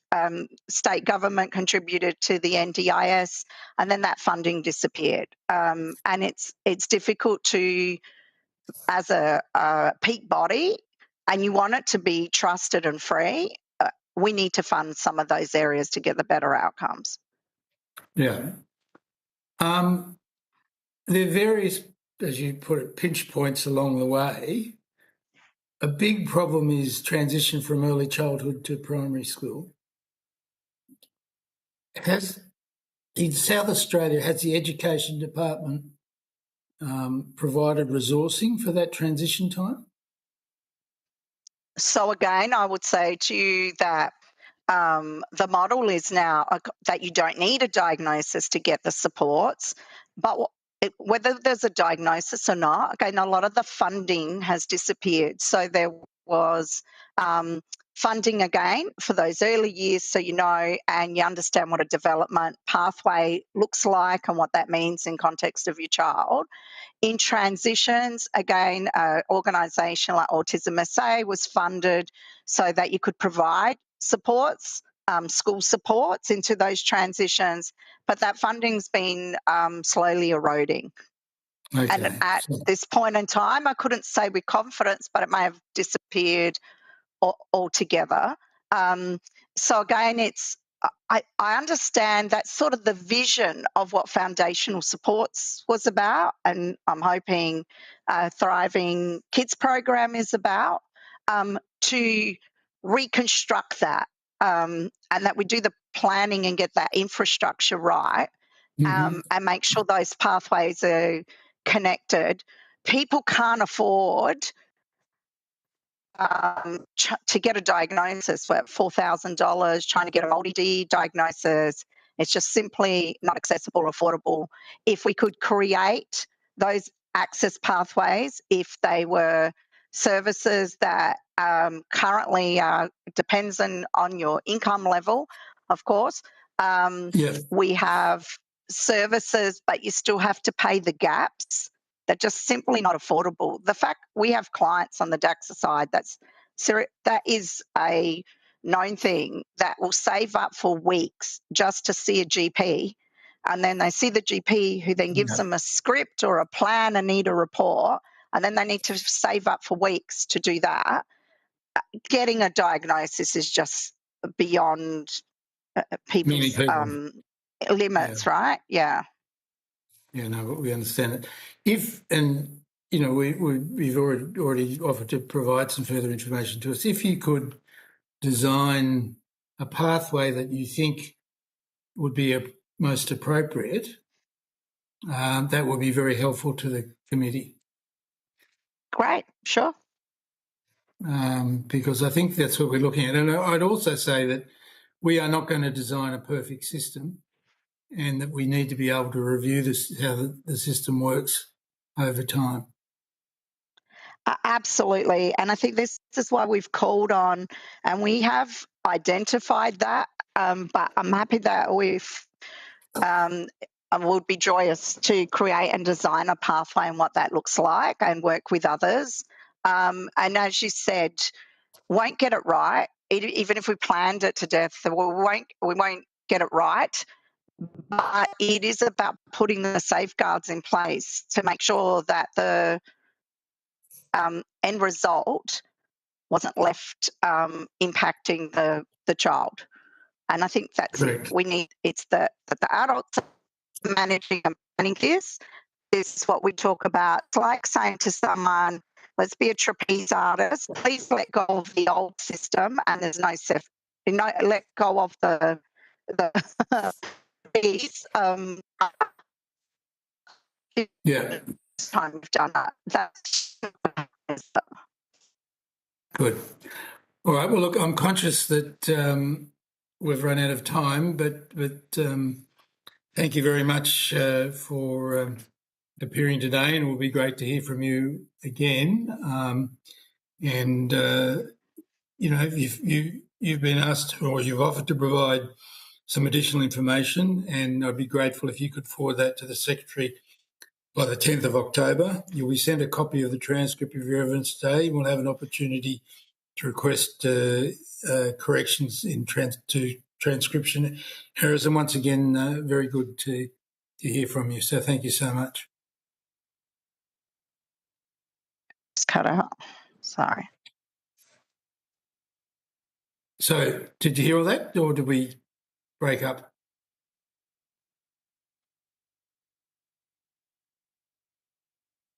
Hello?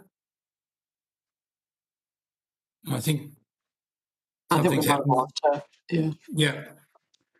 Okay. All right. Well, I'm now conscious we need to move on.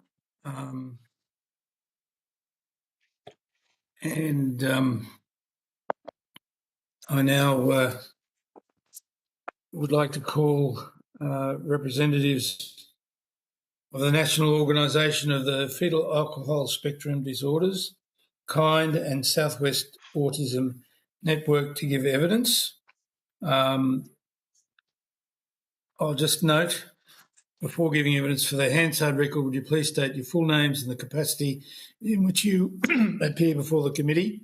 Although the committee does not require you to give evidence under oath, I should advise you that the hearing is a legal proceeding of the Parliament and therefore has the same standing as proceedings of the respective Houses of Parliament.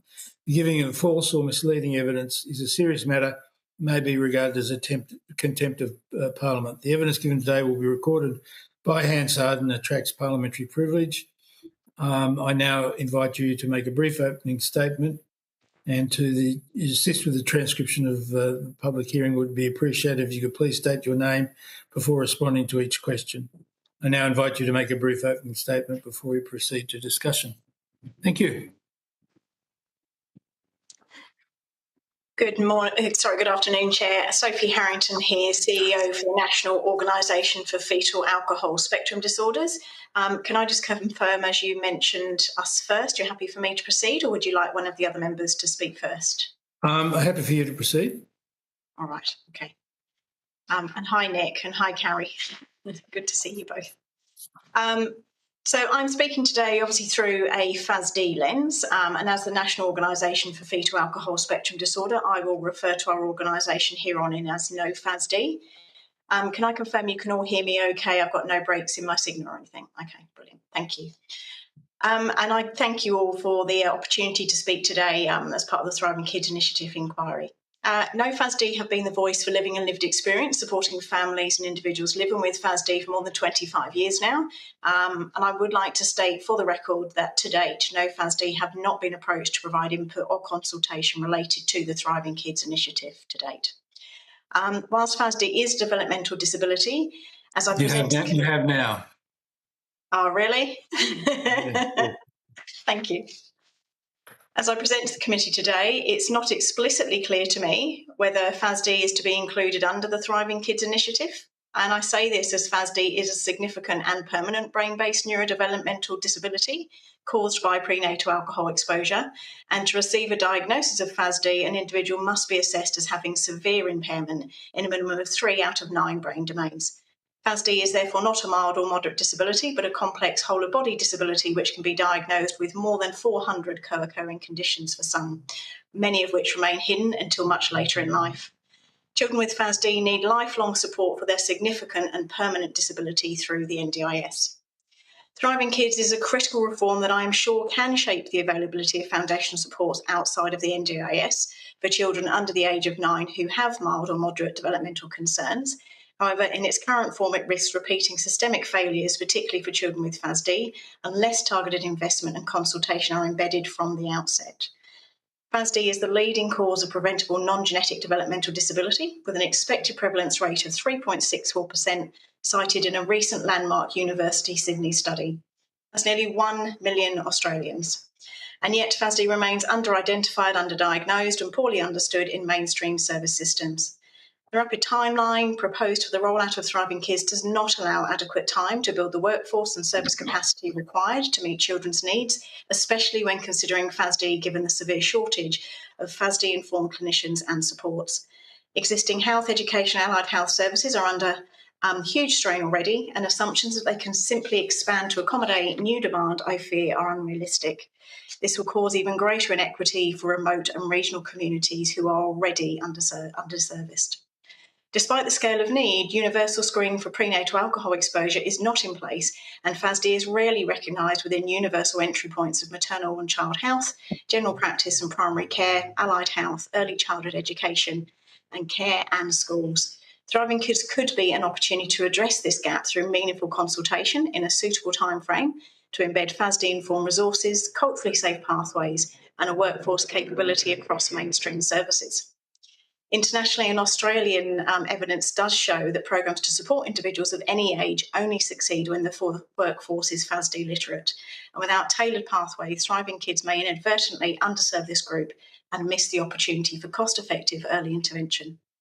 For too long, families raising children with FASD have faced stigma, fragmented systems, and delayed or inadequate services, and failure to invest in early targeted FASD supports is not cost neutral. Children who are underserved are overrepresented later in the justice system, alcohol and other drug services, unemployment and mental health treatment. And we see this daily from our stakeholders and parents and carers and individuals with FASD that we engage with. We recommend that co-development of resources and training in partnership with FASD-informed health and developmental experts and people with lived experience is required to be embedded in all child health and education platforms to ensure parents receive consistent evidence-based guidance. Universal and culturally safe screening of prenatal alcohol exposure for all children is needed to promote early recognition and specialised tailored interventions to reduce the avoidable downstream costs. Culturally safe community-led supports for Aboriginal and Torres Strait Islander families and CALD communities with embedded strengths-based messaging as seen in pre-existing Aboriginal community-developed resources and in more recent years, the Strongborn campaign co-designed and delivered by NACCHO and their member organisations. Early investment in targeted FASD supports is required to reduce long-term costs to justice, health and welfare systems in the long term. Meaningful consultation and time is needed to deliver effective and trusted supports. No FASD Australia stands ready to contribute its expertise, lived experience insights and existing best practice resources to strengthen the implementation of Thriving Kids. With appropriate investment and genuine consultation, the initiative can move beyond a one-size-fits-all model, I'm sure, and deliver condition-specific supports which can be scaled nationally to ensure that every child, regardless of diagnosis, postcode or cultural background, has the chance to thrive. The biggest indicator being the concern is the time for the planned rollout and the lack of capacity within the workforces across the country in urban areas, but particularly in regional and remote areas too. Thank you. Thank you. Yes, we recognise the timeline is a difficulty, but that's what we've been given to work with, and so we will work with it. Would anyone else like to make an opening statement? I'm Carrie Clark. I'm the CEO of KIND. I'd like to make a statement. KIND and thank you very much for inviting me. KIND are a family-led independent peer support organisation that helps families raising children who are living with disability, autism and developmental delays in Western Australia. We've been around for around 40 years and our membership consists of around 7,000 families all across WA. 28% of our membership lives outside of the Perth metro area. And 60% of the families we support are caring for a child with an autism diagnosis, and we're transdiagnostic. We offer 4 streams of programs which are mutually reinforcing and can be engaged with at different stages for families. We do navigation, which helps families build the capacity to understand systems and services and to connect with supports. We are quite uniquely based at the Perth Children's Hospital, and we've been there for around 40 years, and we connect with families very early in their diagnostic journey and provide them with peer support and help them connect with other supports. We've done an independent evaluation of our services, and one of the findings is that hospital support program can be critical, especially for families travelling from regional and remote areas. We run a number of peer support groups and other services to help families feel supported and connected to their communities, and that includes the delivery of national programs such as My Time. We do an online My Time group. We run capacity building workshops, training sessions and develop information resources that help families to understand what they need to understand to confidently care for their child and their family. And all of this is delivered by a peer worker team. So we are family-led, independent of NDIS, and we are peer workers, so parents and family members of children with disabilities. And we do advocacy at a systemic level. And part of that is running consultations. So we have run a lot of WA consultations for foundational supports last year and for the best practice national framework for ECI. With the Thriving Kids initiative, I'll tell you about some of my concerns. And I have a concern that it will end up designed and working for children who live in metro areas, and that will really fail children in regional and remote areas, and particularly regional and remote areas in WA, where there are significant difficulties in delivering services and huge workforce issues that could potentially create equity problems for families, including First Nations families. I'm also concerned that it will create a parallel program and potentially not build on the existing services that exist within WA. And I would like to see that there is a real focus on strengthening what already exists rather than duplicating. I think it's really important to note that the NDIS was rolled out later and differently in WA. You know, NDIS has an early childhood approach, which will potentially run parallel to Thriving Kids. But the early childhood approach is not available in many parts of WA. In fact, it's only available in metro areas and some regional areas in the southwest. So in many parts of WA, you don't get the clinical early intervention supports that you would get with an early childhood approach in other areas. I also want to note that WA has has the Child Development Service, which is quite unique or it seems it's quite different and operates differently than other states. Our Child Development Service, or CDS, operates as one statewide system through the WA Health. In Perth, it is delivered by the Child and Adolescent Health Service, and in the regions by the WA Country Health Service. It's often the first point of call for families who are worried about their child's development. It provides free assessments and diagnosis, early therapy and parent supports, and referrals to mainstream services and links to NDIS. Families can access CDS support through community hubs, hospitals, outreach, telehealth and home visits. Families value CDS, but CDS is under significant pressure, and we did have a 2024 WA Parliamentary inquiry into our Child Development Service, which outlines many of the issues that CDS faces.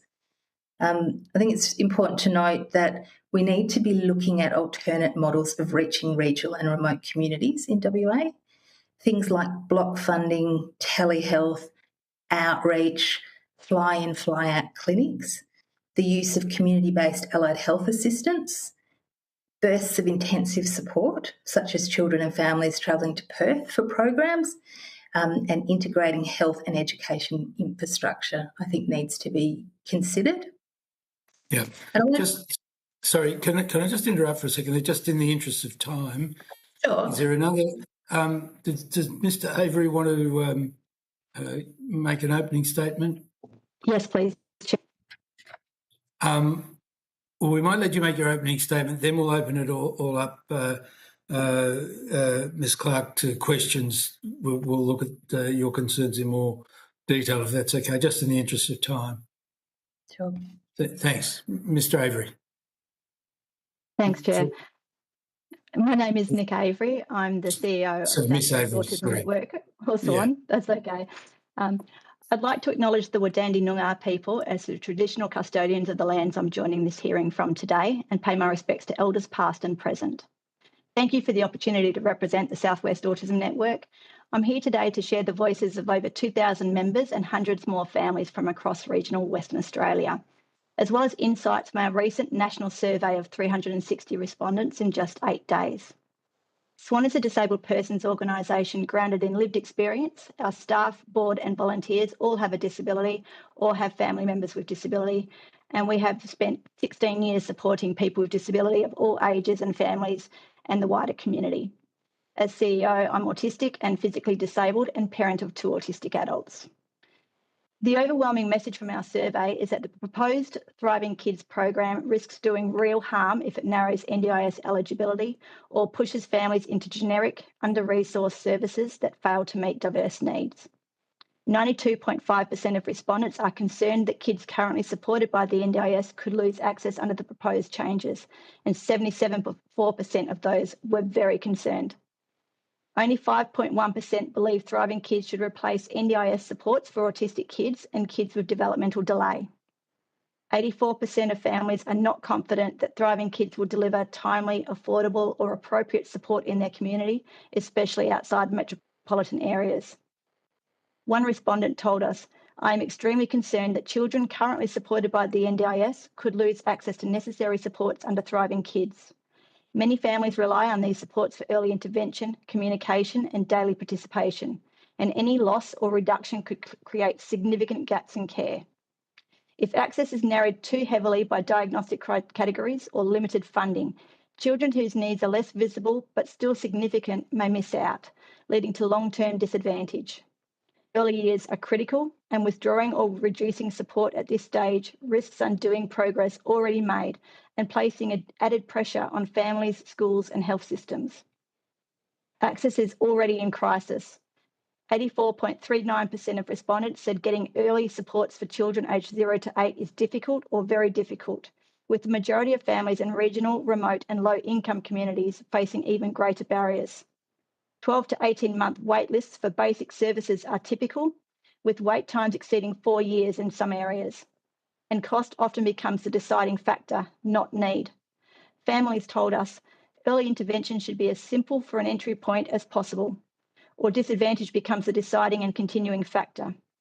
And we went through all of our savings and took out loans to access assessments and therapies before we could apply for funding. Families, especially cold, regional and remote families and low-income households, face compounded barriers, and 90% of respondents said it is critical that Thriving Kids address the unique needs of these groups with embedded, locally delivered and culturally safe supports. And our survey showed there is strong, unified opposition to deficit-based and behaviourist models, such as applied behaviour analysis-based programs. 87% said it is essential that Thriving Kids staff receive mandatory training in neuroaffirming, trauma-responsive and culturally safe practices, not outdated compliance-focused methods. The use of stigmatising language, such as mild to moderate developmental delay and autism, is also widely rejected by the survey respondents, with 75% saying they're against that language. And they emphasise that autism is a spectrum and that support needs change with context. Our recommendations are that the government guarantee all children currently eligible for the NDIS retain their individual supports and funding with no narrowing of criteria or forced transition to generic programs, and that the design for Thriving Kids is for children not eligible for NDIS, not a replacement or a backdoor to restricted eligibility, ensuring that all supports are free, neuroaffirming, trauma-responsive, strengths-based and culturally safe, with equitable access for regional and remote families. We'd like to see the government take the time to invest in robust workforce pipelines, addressing the chronic shortages of trained allied health professionals, and require mandatory neuroaffirming, trauma-responsive professional development, and create attractive incentives for staff to serve regional and remote areas. And removing the diagnostic barriers, so letting access be driven by functional support needs, not by waitlists for formal diagnosis, which can take up to 4 years, particularly here in WA. And we would like to see a mandate for genuine, ongoing co-design with disabled people, families, First Nations and cold communities. All must be at the table for every stage of Thriving Kids development, delivery and evaluation, and representation from each state and territory as well. The data and lived experience from the survey are really clear. The stakes are too high for rushed reforms or generic models that ignore the unique needs of autistic children and children with developmental delays, families and communities. We urge you to listen, partner and act so that all kids in every postcode receive the support they need to succeed. Thank you. Thanks very much. Would Jodie Balea, would you like to open the questioning? Mike, this is a question for you. My understanding is that any children on the current NDIS, there'll be a grandfathering of their funding, and so that any young person or child that's currently receiving NDIS funding won't miss out in the longer term? That's right. That was the Minister's statement at the beginning. Right. Yeah.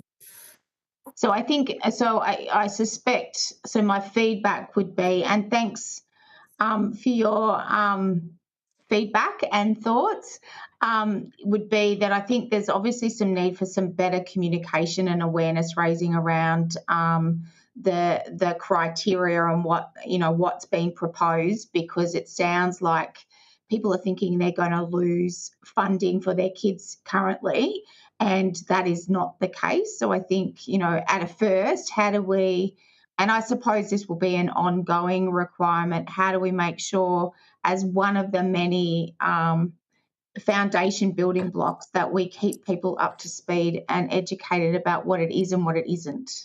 So, yeah, that's my comment. Yeah. Good. Alice, do you have any questions? Thank you, Chair, and thank you all for appearing today and, sharing the voices of your hundreds of members. It's really appreciative for us as the committee to hear from all of you. My question is pretty simple, and I'd love to hear from each of you if we have time, Chair. What specific recommendations you have for the committee about this program? Ms. Harrington, do you want to kick us off? I can, absolutely. I think from the point of view, and I know you're already aware of this and we won't be the only people to say it, it really is about the consultation. It's about the lived experience consultation, and it's about the timelines. And I think, as has already just been mentioned as well, in terms of from Jodie's comment, the need to quieten the fear and to give some reassurance to families is huge. You can imagine, as the press release came out, and I know that Carrie and Nick would echo this as well, how many families and adults living with FASD, I should say, as to in terms of the downstream impacts, how many people were quite devastated and scared, very fearful of their funding and the lack of trust in the system. I have got so many things I'd like to say. I'm just very mindful that Carrie's time was cut quite short, and I would prefer to pass to Carrie if I may, if that's okay, Chair, just because I think that's only fair and equitable.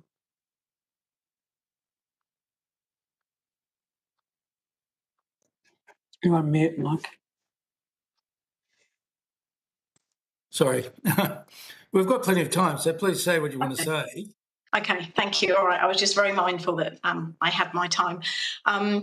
In terms of recommendations from, and I am looking through a FASD lens, and I don't mean to ignore other neurodevelopmental disabilities and severe developmental disabilities too. But from my lens, it really is about looking through what currently exists, what resources are there, what funding has been put in place, and how we can look at those existing resources and join across the networks and the clinical professionals who have been in this space for so many years to really help to inform this rollout period. Again, it comes back to consultation and time. And that really, from a wider perspective, I haven't been as involved in this process as perhaps organisations like Kind. But really it's embedding that before we've even announced, or before the Thriving Kids Initiative was even announced. That consultation period needed to have been across a significant period of time. In the FASD landscape just this year, in recent times, we've had the article released by University of Sydney, which talks about 3.64% prevalence. And that's average, that's general population. And therefore marginalised communities and communities in higher risk, like out-of-home care and the justice system, and Aboriginal and Torres Strait Islander populations are likely to have much higher risk and levels. And that's a real concern when we're talking about these services rolling out in areas where there just already isn't that infrastructure and support and enough allied health professionals to be in place. Good.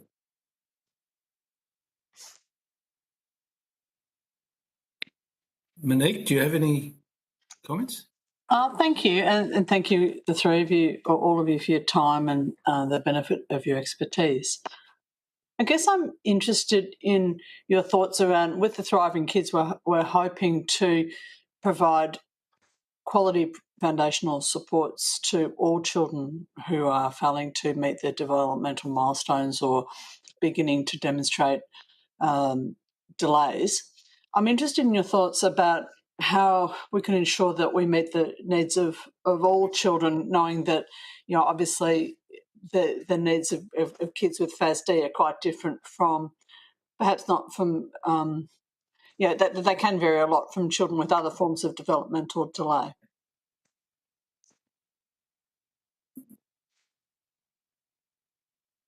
Any of you? Maybe I'll go with you, Sophie, if that's okay.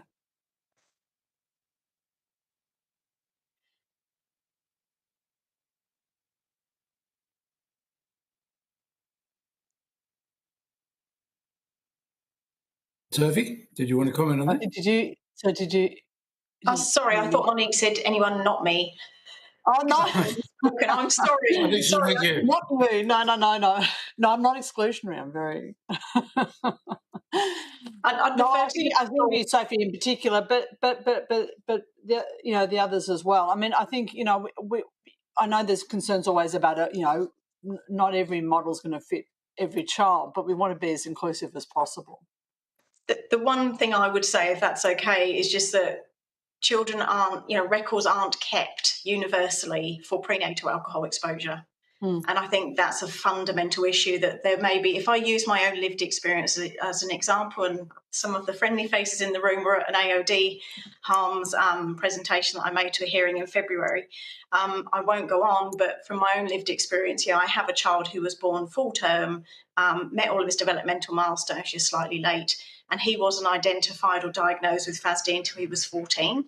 And that was only because of the knowledge I learned about FASD 8 years prior to that. And yet I'd worked in all of those other sectors which have higher rates of FASD, but I had been privileged and had been living within a Western world system, and therefore could put things in place and could support our son through ways that we didn't realise we were supporting him. So I just will make that comment because I think we know there are many people living with FASD and they're not identified. So I just feel I need to make that comment. Yeah, I think we know that is a common problem. I think, the data from University of Sydney, was compelling, but we've always thought that it underestimates the real prevalence. Would the other Nick, or could you? It would be great to see an increase in the Medicare rebate for diagnostic assessment across a range of conditions. FASD diagnostic assessment is particularly expensive and very hard to access, so that's one of the reasons we have such an underrepresentation. For autism, we have this additional barrier in accessing the Medicare rebate for diagnostic assessment for autism, which is that the referral has to come from a paediatrician or from a psychiatrist. And in WA, the wait time to access a paediatrician is up to 2 years. So by the time you gain access to the diagnosis through the referral through the paediatrician, you've potentially waited 2 years. And then you have potentially another 2-year wait. It's between 6 months and 2 years wait to access the public diagnostic assessment through the Department of Communities. So we've got some very big wait times. It would be great to see Thriving Kids not require a diagnosis. That would be the primary thing, that we are doing some assessments to identify that a child has some developmental delays that need some support with communication, with fine and gross motor or other developmental and learning issues. There's a lot of kids that are falling through the gaps right now. They're not eligible for NDIS. They're not eligible for supports in schools because there's that door closed in their face, that diagnosis door, and they're not able to access the supports, or they have a diagnosis that's not eligible for the supports that are funded. You're quite right. And one of the problems is also the transition time between early childhood and school you have to reinvent the wheel all the time, and we are trying to make that more seamless. So that's one of the problems we've already identified. Yeah, 100%. completely. And if you're agree. waiting 4 years for that diagnosis, you've fallen further and further behind your peers during that time period. The other major issue that we have is the workforce issue. There has still been no investment in increasing the allied health workforce. I would really strongly recommend that the government look towards increasing allied health professional positions at university, other fast-tracking allied health degrees, whether that is through traineeships or other ways to fast-track it, reducing the cost of these courses to attract more students to these courses. But we also need to incentivise people to work in regional and remote communities. And you could look at doing that by things like eradicating the HECS or help debt if they work for a specific period of time in regional and remote communities, or if they housing is a massive problem nationally. You could invest in offering subsidised or free housing for clinicians to work in regional and remote communities. But the problem is going to be that we need up to 5 years to get the workforce through those degrees. So that is a big issue with the time frame that we have for Thriving Kids. The other thing that we can look to do is increasing access to the Certificate 4 in Allied Health Assistance. It was only made available in the southwest of WA 2 years ago as a course, and we had been advocating for it to be made available locally for 10 years. We would like to see that made free to increase allied health assistance, because you would want some more allied health assistants working in this, potentially in the Thriving Kids space. And you could make it more available in regional areas, and also make university allied health qualifications available outside of the metropolitan areas, because currently, aside from the social work degree in Western Australia, all of the allied health degrees are located in Perth. And that means we have regional people moving to Perth to do the study, and oftentimes they don't come back. Yeah. Such great suggestions. Thank you. I might jump in there and completely agree with what Nick said, and offer one of our recommendations is to investigate the use of peer workforces, particularly in those allied health assistant roles. One of the things that we find, so we have a peer workforce, and we find, and we get parents tell us all the time that they want to be working differently. You know, their caring responsibilities mean that they can't always do what they used to do.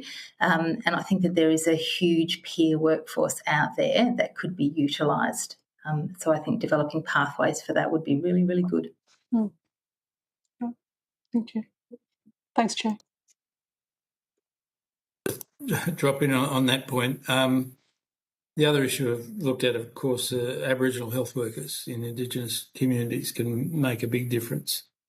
And I just wanted to assure you, Ms. Clark, some of the things that you raised are very pertinent and very true.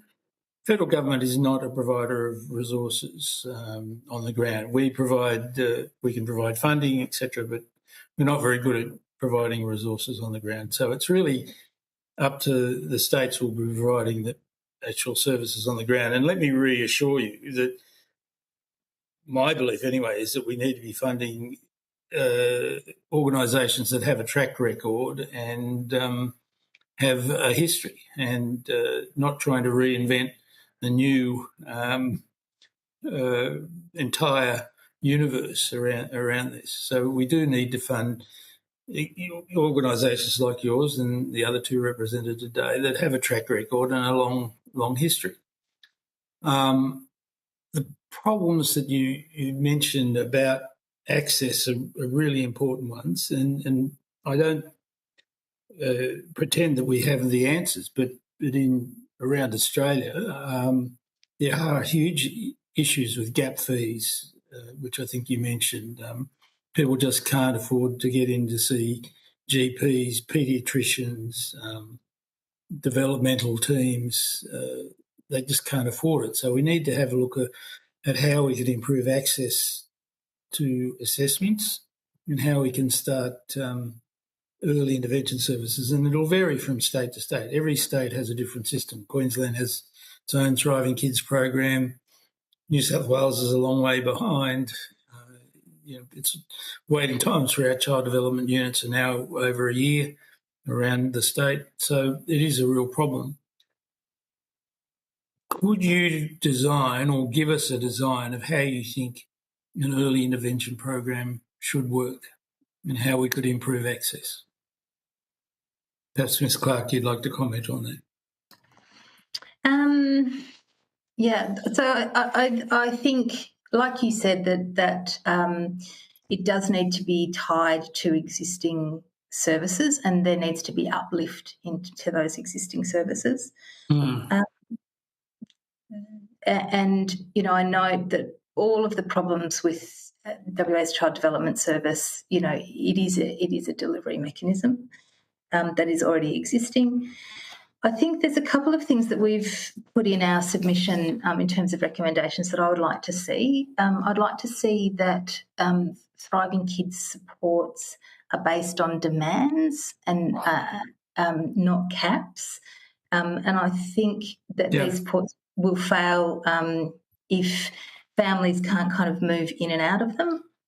I would like to see that it does not exclude children due to visa or residency status. I think that's a really important thing. Agreed. I'd like to see that we consider family complexity when considering the level of support that is required. And I think, from all of the work that was done on foundational supports, there were two levels of foundational supports. There were the targeted supports and then there were the general sort of foundational supports. And I'm not sure if that is being considered within the Thriving Kids initiative, but I think having access to those individual and kind of group allied health supports and someone who can help families to understand what they need and plan a pathway through that is really important, often as a lead practitioner kind of model. So I would like to see. Like a navigator model. Yeah, key worker, lead practitioner, sort of been called many things, but it's somebody who helps families understand, what the next steps are and what they need to do, and someone who's appropriately trained. Yeah.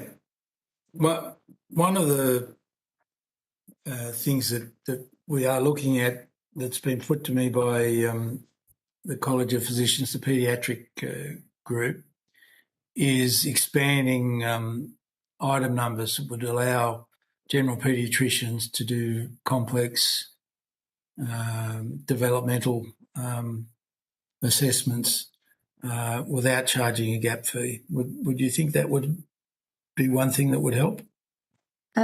Yeah, I think it would help, but I also think we need to note that there's lots of places that don't have paediatricians. So, we in WA, families are looking to get appointments with paediatricians in other states because they can't access a paediatrician in WA. Okay. So I think do that, but train more paediatricians as well. Train more paediatricians. Okay, all right. Good. Any ideas about how we can get more of the workforce into rural and regional areas and remote areas? A couple of things have been mentioned, but you're there on the ground. What do you think would help? Thanks, Chair. There's some massive issues here in WA. We do have, as Carrie mentioned, there are some allied health professionals available through WA Country Health Service, through primary health care. But often there's gaps. So there might be 2 years where there's no speech pathologist servicing a community. That's a pretty big chunk of your child's early development. Other issues are that they might be geriatric trained rather than early childhood trained. So what about online services though? Is that a practical way of looking at it? Telehealth is an option. There's lots of parts of regional WA that do not have good internet to be able to use telehealth. And the other issue is that it's very difficult to get a toddler to stay focused in front of a computer and engage with somebody. Another issue is that we need to remember there's lots of people who do not have a larger device. They just have a smartphone, because there's lots of socioeconomically disadvantaged families. There are families who are homeless. There are families where mum is supporting kids with developmental delays and they're living in a car because they've fled domestic violence. And we're seeing a significant increase in these sorts of scenarios. And it's very difficult to do telehealth on a phone, particularly for a small child. So telehealth does tend to work better for older kids, teenagers and adults, than it does for the little dots. The incentives I mentioned before would potentially help, but as Carrie mentioned, we need more paediatricians, we need more psychiatrists, we need more speech pathologists, occupational therapists, psychologists. We need more of everything with regards to the workforce that we need for thriving kids. And I think that's one of my biggest areas of concern, is that the time frame doesn't allow for us to get that workforce in place. And I'd hate to see this initiative fall flat because there's just not the workforce to deliver it. Well, if we wait for the workforce, we'll be waiting a very long time, I think. We've got to look at innovative ways of getting people access. We could stage it out, though, Chair, over time and expand it and grow it as we build the workforce. Yes, that's true, and we need to review how the system works over time, and we'll be making some recommendations around that. But for the present time, we have to look at what we can recommend according to the Minister's timeline, and I think we do need to look at innovative ways of doing that, and that's why I ask about online assessments, etc. A big concern for me is often kids are missing out on the time where early intervention has the biggest benefit because they're not getting assessments soon enough. I mean, my view is that by 2, it's pretty obvious the way most kids' development is going, what their trajectory is, and if they need support, we need to start early rather than late. But it's a matter of getting that access. And you're right, as I think you pointed out, in the middle of our biggest cities, it's a lot better than rural, regional and remote areas, and we need to make sure that access is equitable. Western Australia is a huge problem because of its size. You've got some fantastic health resources there in the paediatric space, but it's not available everywhere. So we need to look at those solutions, and we need to be prepared to, whatever we put in place, that we are able to review what we're doing and that it meets people's needs. And we need to listen to as many people as we can. So any other questions for any of the other committee members? Jody? Sorry, I always fumble with the mute button. Just a quick one. So in a couple of other interviews today, we've talked about assessments being held. You know, we've got the maternal and child health nurse assessment, and then we've got the preparation for primary school assessment of children. Would it be worthwhile for additional assessments to be integrated throughout primary school to make sure that we're capturing, for want of a better word, the young people or children that may have autism?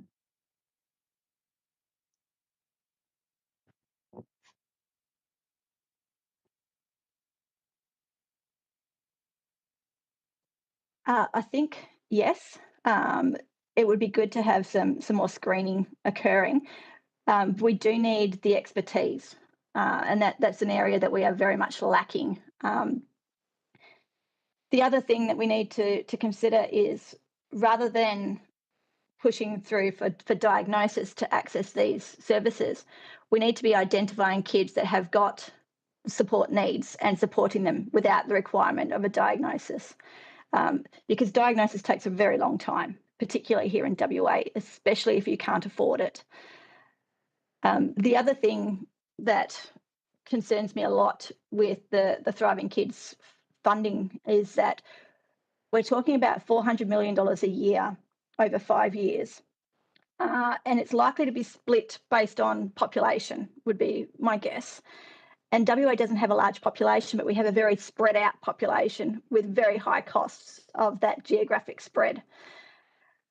So I'm really concerned that the services will be primarily based in the metropolitan area, and maybe some small amounts in some regional centres.